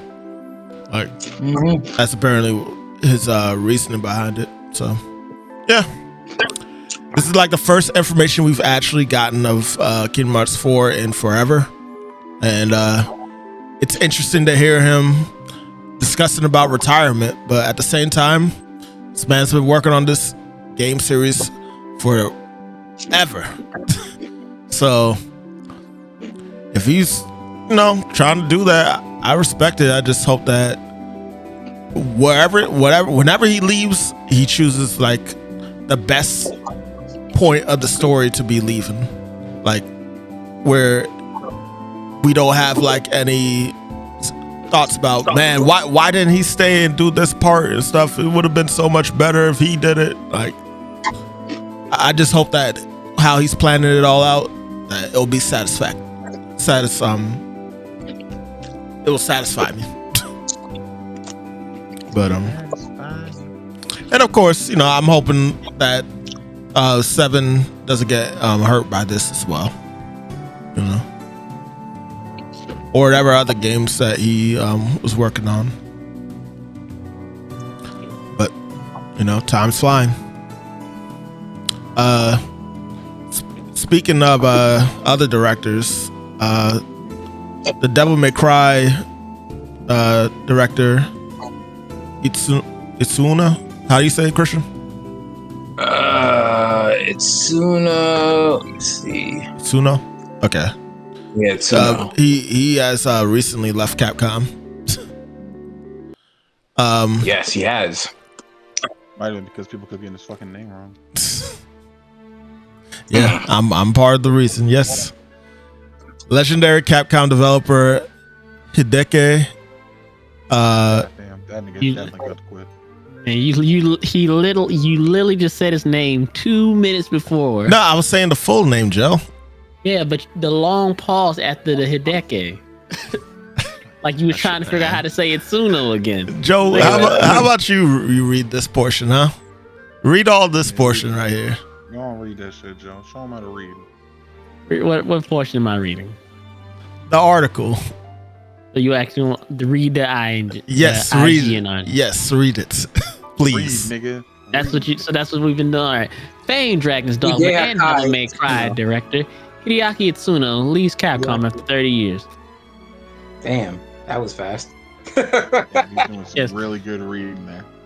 Itsuno announced his departure on X/Twitter, but assured fans he wasn't quitting video games altogether. He left Capcom in August and will begin a new project in a new environment from sometime in September. At the end of August 2024, I will be leaving Capcom after 30 years and 5 months, Itsuno said. Thank you for your long-term support of the games and characters I have been responsible for. I hope you will continue to support Capcom's games and characters.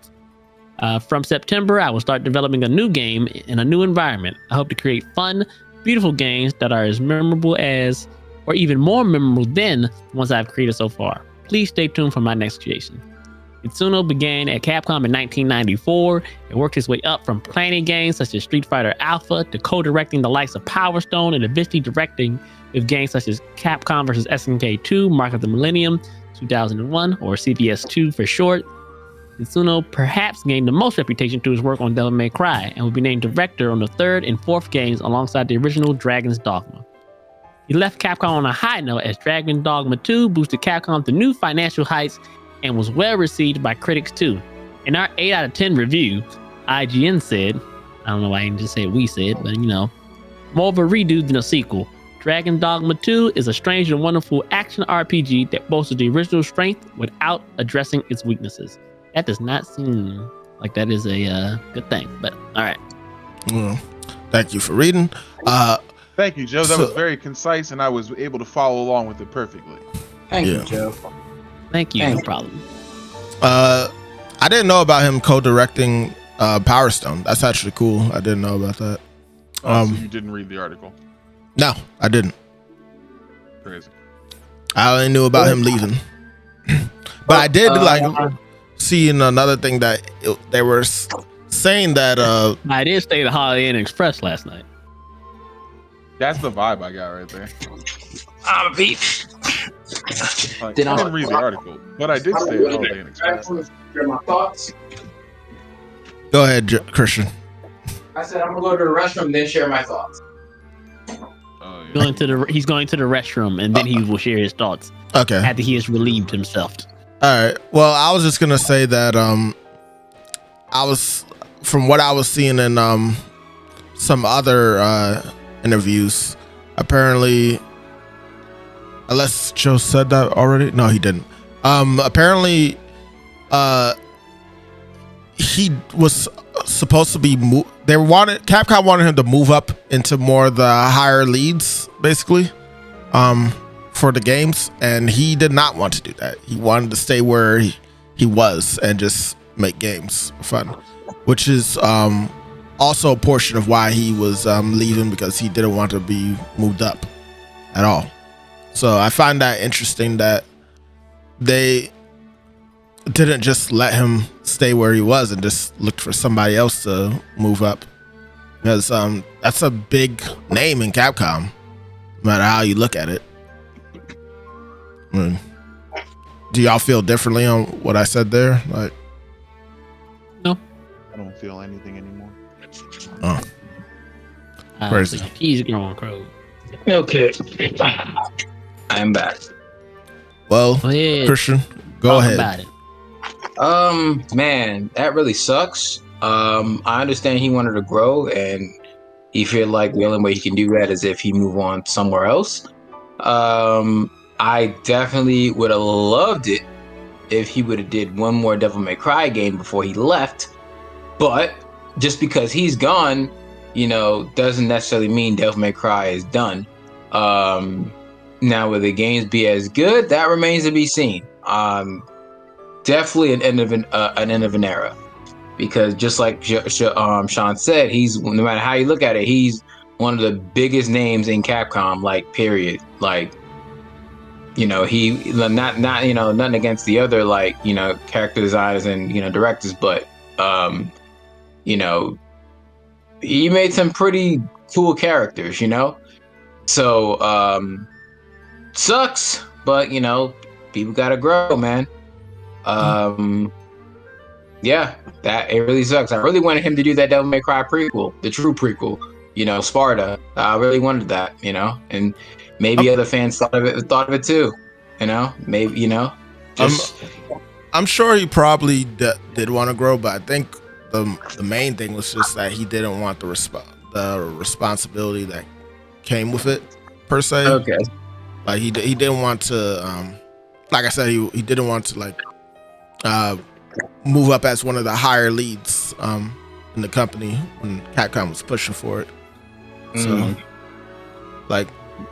that's why he's probably just gonna be converting into like a indie company, or maybe make his own little indie company. Who knows? But it'll be interesting all the same. It'll be funny though, I will say, if he does this and then he ends up being a big lead for that company as in itself. Anyway, I'll just like, well, what was the point of you leaving Capcom at this point then? Because it's not like Capcom was taking away his ability, his creative ability. It was just that they wanted him to step up as one of the higher leads. So when you're now head over multiple projects, you're not as hands-on with one project. Yeah, kind of overseeing the production of multiple games without really being in the weeds of a singular game to have fully be able to focus on one thing. Affirmative. And the ones that he was focusing on was Dragon Dogma and Devil May Cry before he left. That's what he didn't want to do. He didn't want to be able to lose being in complete control of things and being hands-on with his IP projects. And to be fair, like you read in the article, he did get to reach the levels that he was looking for with Dragon's Dogma and Devil May Cry.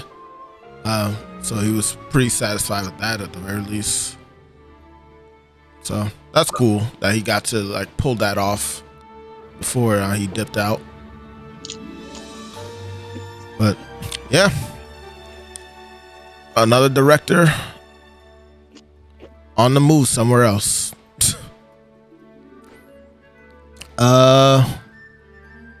Next one is gonna be Warhammer Impressions. Oh shit. So everything we do is for the Emperor. All right, yeah, I'll start it off. I like Warhammer a lot.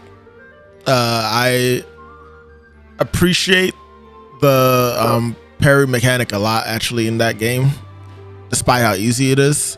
The characters, I still need to get to know the characters a little bit more, even though we've played maybe 4 missions. Here's a note. Me and Magic have not completed the story for the game yet. Kadrebandit has though. But I'm interested in the lore of the world, and I'm also interested to see where the story's going to end.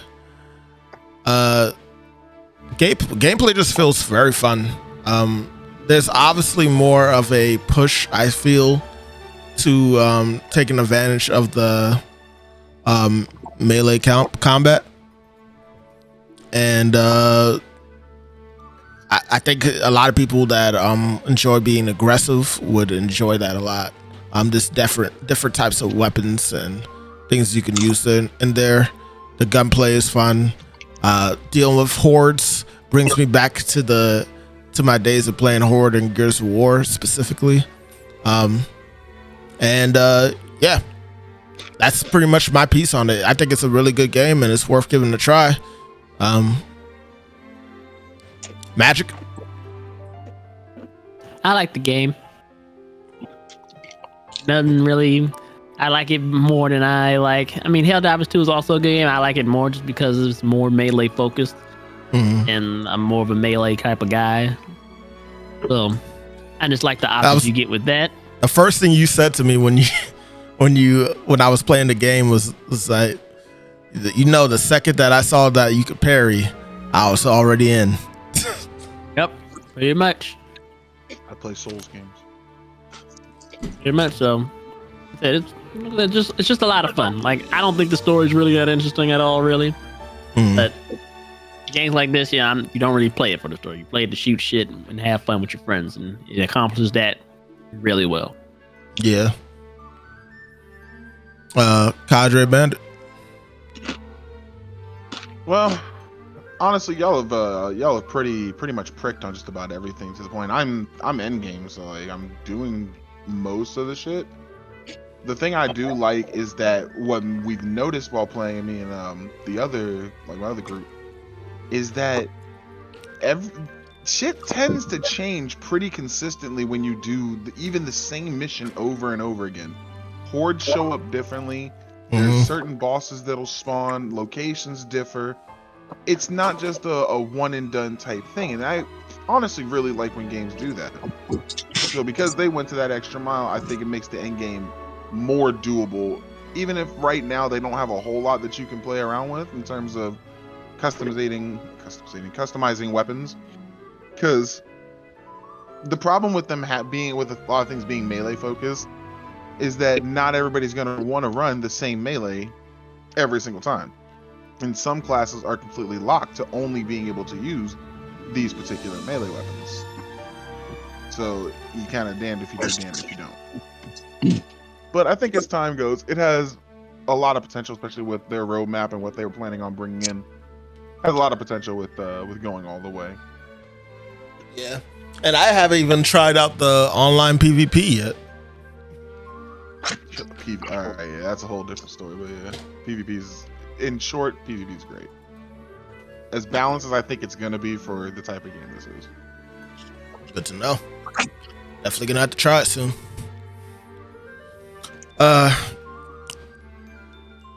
Christian, you got anything you want to add in terms of what you've seen so far of the game, at least? I know you haven't played it yet. I mean, it looks fun. Like there's not really much I can say about it. But it does look fun. Now my only thing was like, okay, it looks fun, but is it worth $70? Because nowadays I'm very careful about, the money I spend on games, because I mean, the whole point of games is to have fun, right? So if I want to get the full experience, and if I feel like I've been cheated out of that experience in any way, then I'm gonna feel like I wasted my money. And it's like, okay, well, this definitely was not worth $70. That's not me downplaying, Space Marine. I'm just saying in general. So definitely was curious, but you guys are selling me on this being worth $70. So I'm like, oh, okay, we'll see I might, dive into that game myself, when I find the time. And yeah, I'll see for myself. We most likely will still be playing it because, like Kadre said, there's more content coming to it. So, and of course, like one of the biggest things for you, it's third person. So That's all I need to know. That's all I need to know. That's all I need to know. I don't think you can swap the first person either. Not that he would want to, but yeah. Yeah, obviously. But That's right. yeah, Warhammer, Space Marines, Warhammer. It definitely I feels like was a game that I don't want to say surprised us, but like it definitely came out of nowhere. Did. I feel like were we always kind of interested though in playing a Warhammer game? We had only recently, because of like Age of Wonders and being on PC together, had talked about looking at the Warhammer franchise, but we didn't look at any games. We didn't look at any of the lore behind it. The biggest thing that we have for the lore is that we knew there was a shit ton. That's the knowledge we have for that. True.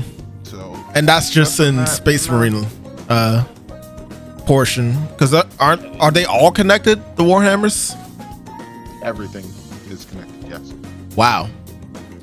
Warhammer is one of those webs, which is one of the few web games that everything is connected one way or the other.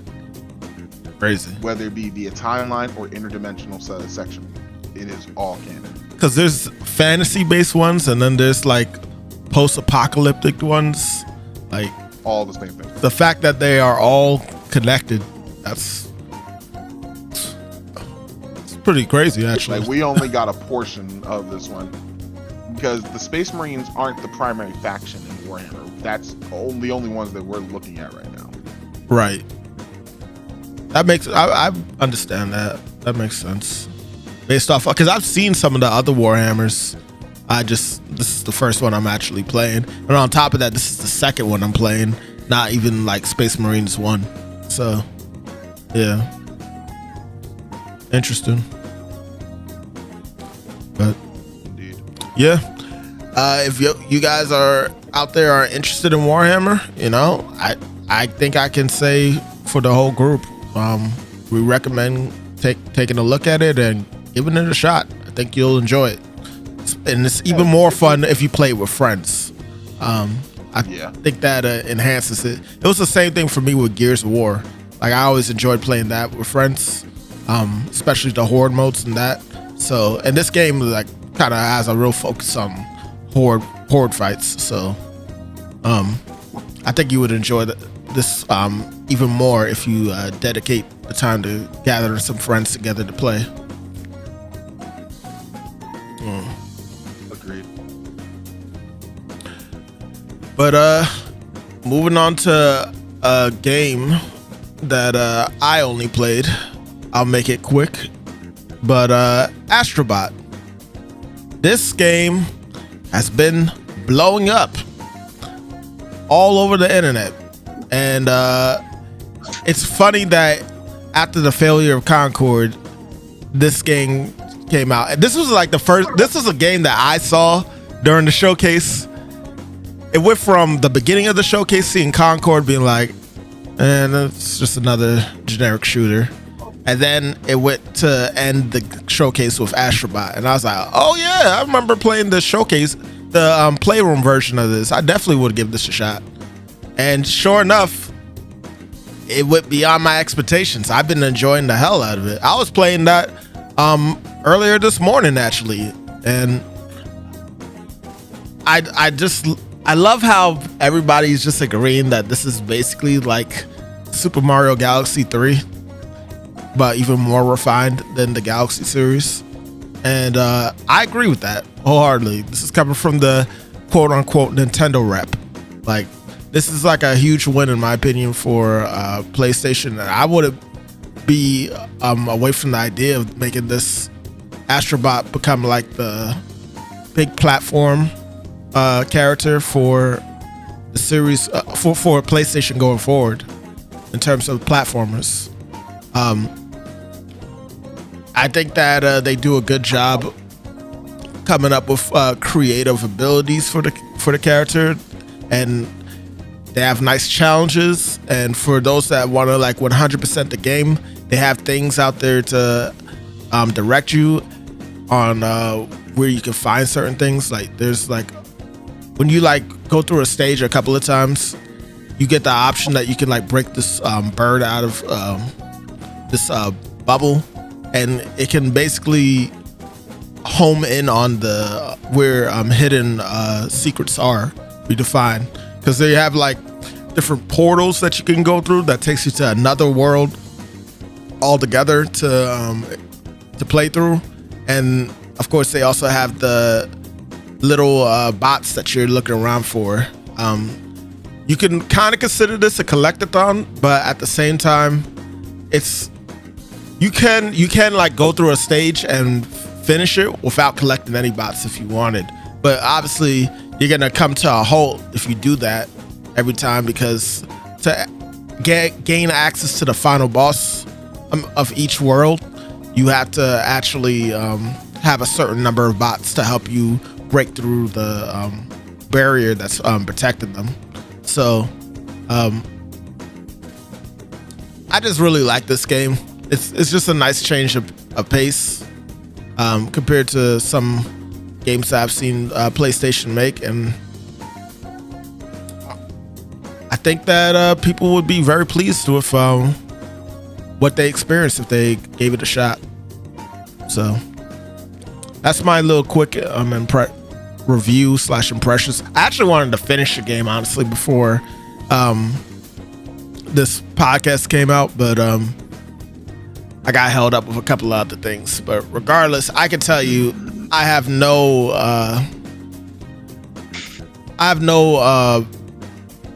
issues with the fact that I had to spend $60 for this game.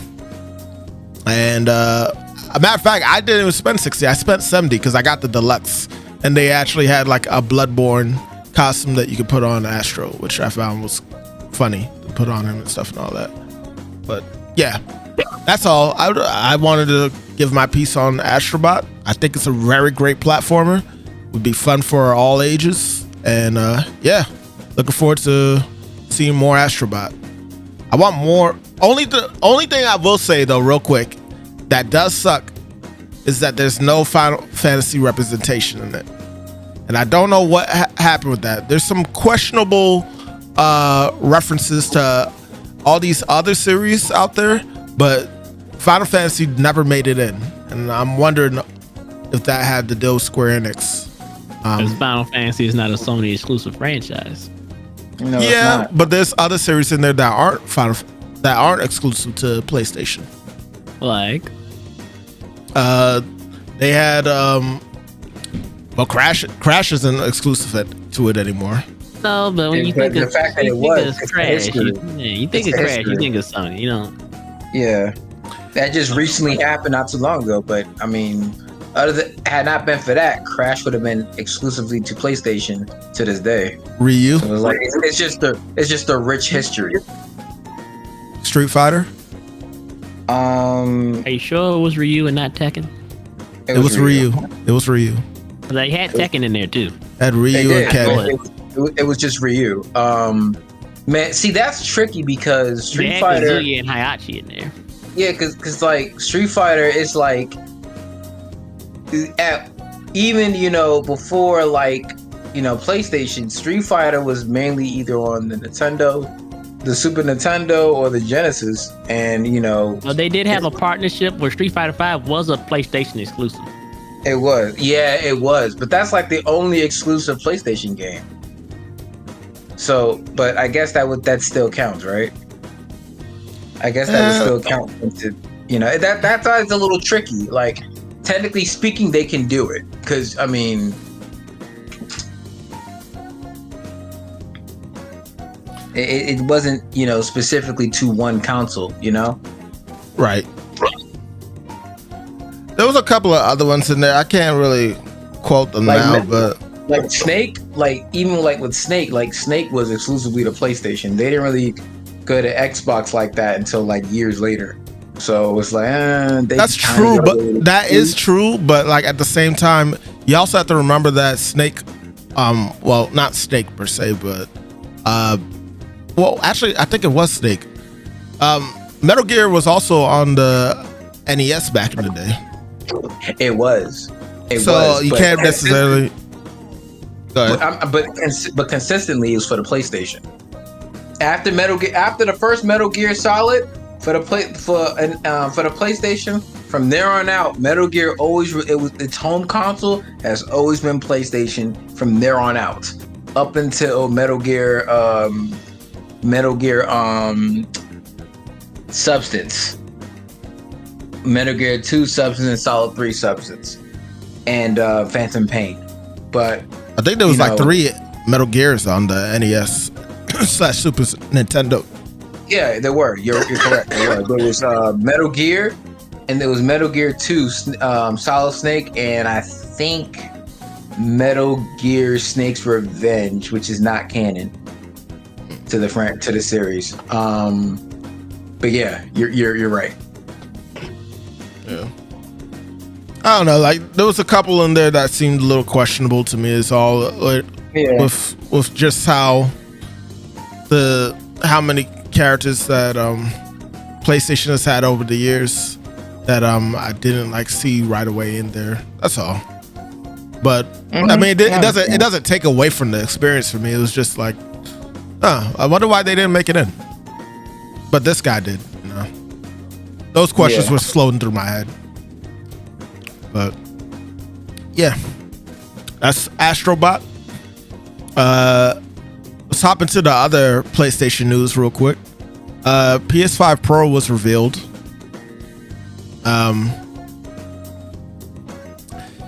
Oh boy.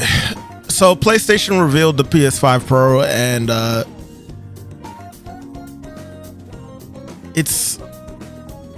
they have like some enhancements that are going on with it.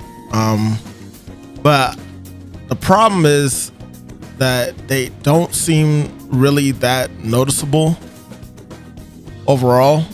For what they've shown, is a very minor change that you can see. Some games are getting like benefits from it. I actually looked at Maximilian's video talking about the Final Fantasy VII Rebirth enhancements that the game will get from having the PS5 Pro, and I can see them in some areas where the improvements are, but I'm sorry, to me it's not $700 worth of improvements, and it's wild to me that this is what they just ran with.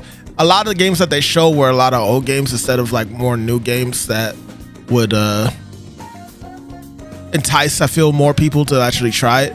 And yeah, I don't know what to say with PlayStation's thought process on that, but maybe our residential Sony guy, Magic Lunchbox, could give his insight as well, so I don't sound as biased. Well, so it being $700 was a real eye-popping price tag, and then it's like, man, why would they make it $700? Then thinking about it, the PlayStation 5, the regular PS5 is still standard price, so logically speaking, it was still going to be over that price. And you know, regular PS5 Pro, regular PS5 is what, $600? $500.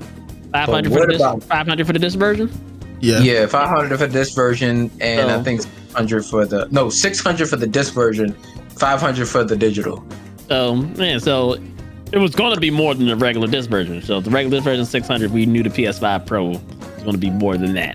But the fact that the disc version of the Pro is like $1,100 is crazy work. Not $1,100. It's not? Is that the special edition? Yeah, that's the special edition. Yeah, that's the 30th anniversary edition that gets the PS Portal and all that. Okay. Yeah. All right. Okay, my mistake. Yeah, that's the 30th. That, which actually segues into the thing. That 30th anniversary edition one looks so sexy. Yeah, it does. Looks so sexy. Proud of you. I wouldn't get the bundle with the PS Portal because I have no desire for the PS Portal, but whatever I would have to do to get the 30th edition PS5, I'm willing to do. Because it just looks great. It just looks great. Now, if it wasn't for that, then I wouldn't be getting the PS5 Pro. but I would get it just for that 30th anniversary version. And you know what? I can respect it because y'all are like, well, I guess I'll speak for you because I don't know if it's the same for Christian, but you're a long time PlayStation fan, and like to have like this cool edition to come out, like I can see how you would like really want to have something like that in your collection. I'm a collector myself, obviously, and I've gotten the. You can speak for me. I want something like that too. That's a sexy ass PlayStation. Joe is absolutely right. Okay. Well, yeah, like I can understand why it would be that for y'all. In a alternate world, if like Nintendo did something similar like this, I would probably be doing the same thing realistically. But I guess for me, the only reason I could see myself getting a PS5 Pro at this point would be if my PS5 was on its way out, because it's just not that enticing to me to get just off of this design for the limited edition one, or just the little small specs that the PS5 Pro has in general. And then you have to buy the kickstand. You have to buy the disc drive, so like it's already shooting the price up even more off of that. Now the controller, I will say, if it was possible for me to get the controller separate, I consider getting that, because I do like that it's representing like the old color scheme and stuff. I like seeing the circle, the triangle, and the X actually have colors on it, because currently at least the PS5 controllers that I've had, they don't have that, and I kind of miss that. Tiny thing, but you know, it's those little things that draw us to these type of things to even consider getting the consoles at these prices and such, right? So, but yeah.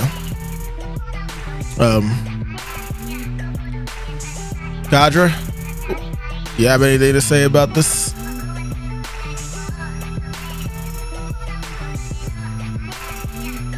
I guess he's muted, or he's probably away. No, he's not muted. He's probably away though.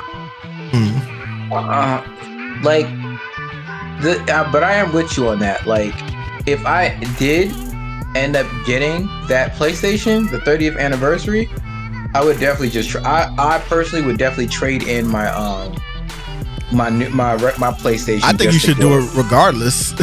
Yeah, just like, trade in your PS5 if you're gonna like try and go for this. Yeah, this is a lot of money, man. Yeah, I 1000% agree. I would probably just trade that in and to lessen the blow and get the 30th anniversary. That'd be my only way of getting it, because I don't believe in having one console boxed up, taking up space, you know what I'm saying, and then I mean, even though I'm a collector, so it's rich coming from me, but I mean, if I'm not gonna open it, you know what I'm saying, it'd be no point in me having it. Oh, I'm using it. Yeah. It's so I couldn't see y'all not using it. Yeah, like I can't see myself just letting it collect dust until the value goes up. But at least with consoles, I'm not that way with consoles. Like, I have to use it. Like, you know what I'm saying? Figures are one thing, but you know, consoles are a whole other ball game. I would have to use that. Agreed. And it has to be displayed, you know, in my entertainment center, because you know it would look sexy there. That gray and you know the buttons and so on and so forth. Yeah. Yeah. I do like that the little zoom in that shows like the little ingrains of the PlayStation buttons on the console and on the controller. I think they did that once for another PlayStation console. I could be wrong about that, but I always found that to be really cool for it.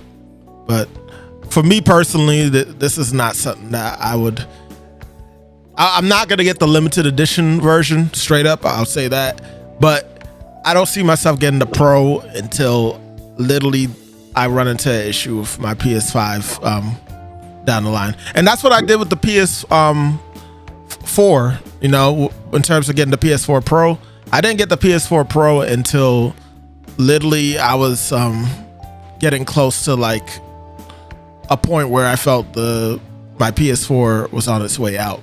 So, yeah, that's my piece on it. We could all agree. I think it's sexy. I like the ingrained symbols. I'll leave it at that. Yes. Yes. But $1,100 though is crazy. But yes. That's insane, man. I'm sorry. That pricing, man, $1,100 is crazy. What the fact we're at $1,000 for a console now? I know, like, the argument is, well, you paying like that much for a PC, but yeah, you could do more things with a PC than you can with a console. Upgrade the PC, yes. Constantly upgrade the thing. A console is like, yeah, like 11. Nigga, you paying it's rent. Locked. It's locked to a certain point, you know, of what it could do. Unless you jailbreak it, but even then, like, I'm sorry, it's just $1,100. I don't think I want to choose between that and, you know, paying rent for the first, you know, paying first month's rent just to have that looking sexy in my choice. house. That's like, not a choice. You don't forgo rent to get the fucking system. Listen. I know of a certain stupid individual that happens to be a family member of mine that did that. Okay, so and what happened to that individual? Did he get kicked out? He did. All right, then. Exactly. Now you have nowhere to play said PlayStation. Luckily for him, someone was able to take him in. But yes, like but like that's just the dumbest decision possible for anyone to do that. But like, yeah, that's insane. Yeah, that is insane. Before we wrap everything up, I wanted to just go ahead and point out that Christian notified me that it was Batman Day yesterday, I believe, or is it today? It was yesterday. Okay, yeah, and they apparently released. Well, they didn't release, but they showed the trailer for the next Batman Ninja. Yeah, Batman Ninja versus the Yakuza. It looks cool. I don't know if I can put it up and without getting a copyright from Warner Bros. Hold on, I'm gonna try and do that. Still, we'll see what happens. If anything, I'll just edit it out. But yeah, it's Batman. It was Batman Day, and there was a couple of cool fan art that came out and stuff. I still have not watched Batman Ninja. I mean Ninja Batman. You should definitely do that because that's actually one of my favorite DC animated movies right there. It was pretty dope. I mean, from what I saw in the trailer alone, that was pretty enticing for me to take a look at. So I definitely will find the time to watch it. Where'd you watch it on? Nah, I saw it on YouTube. The whole series, the whole show is on YouTube. The movie. I saw it on a Fire Stick. My dad did something where he like downloaded. Well, my dad downloaded the movie, so I mean, I could have just watched it there, but I watched it on the Fire Stick, and it was amazing. Loved it. Like I would actually buy the movie if I ever came across it, just because it was a cool movie. Okay. Magic, have you seen it yet? The trailer or even like the original movie? I saw the announcement before yesterday of the Batman Ninja 2. And like I said, it's good. Did you see the first one? The first movie? No, I didn't watch the first movie all the way. Yeah, but this Batman Ninja trailer, like you said, this is an old trailer. It's not nothing new. Okay. Yeah, I saw this a while ago. All right. This is the first time I saw it. I might have put the wrong one in, maybe, But still, just off that teaser I saw, it looked cool. I wonder if it was this one. Yeah, because they're including the Justice League. Yeah, this one is from 2 days ago. This must be the one that you was talking about. Yeah, character clip. Japanese gangsters. And it looked like they took on the powers of the Justice League. My bad, I'm back. What are we talking about?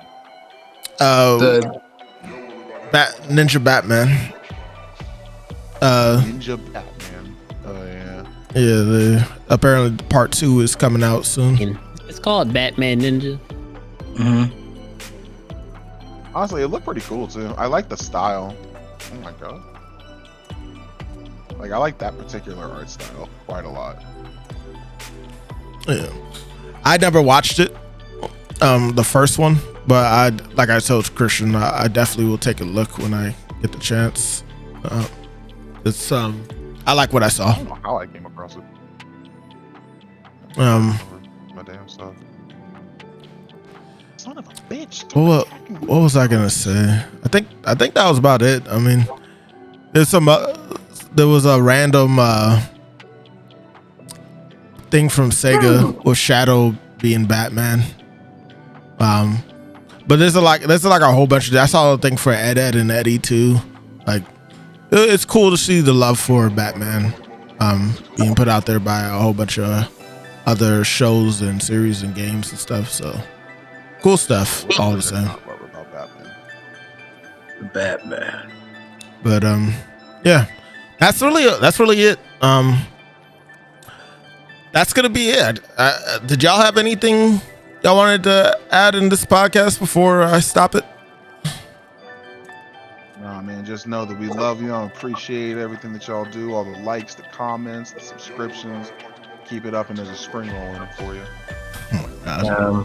I think the reason a spring roll in it for anybody. I think the reason why Tetsuya Nomura is retiring or talking about it is because of Bill Goldberg. What? I said the only I think the reason why Tetsuya Nomura is talking about retirement is because of Bill Goldberg.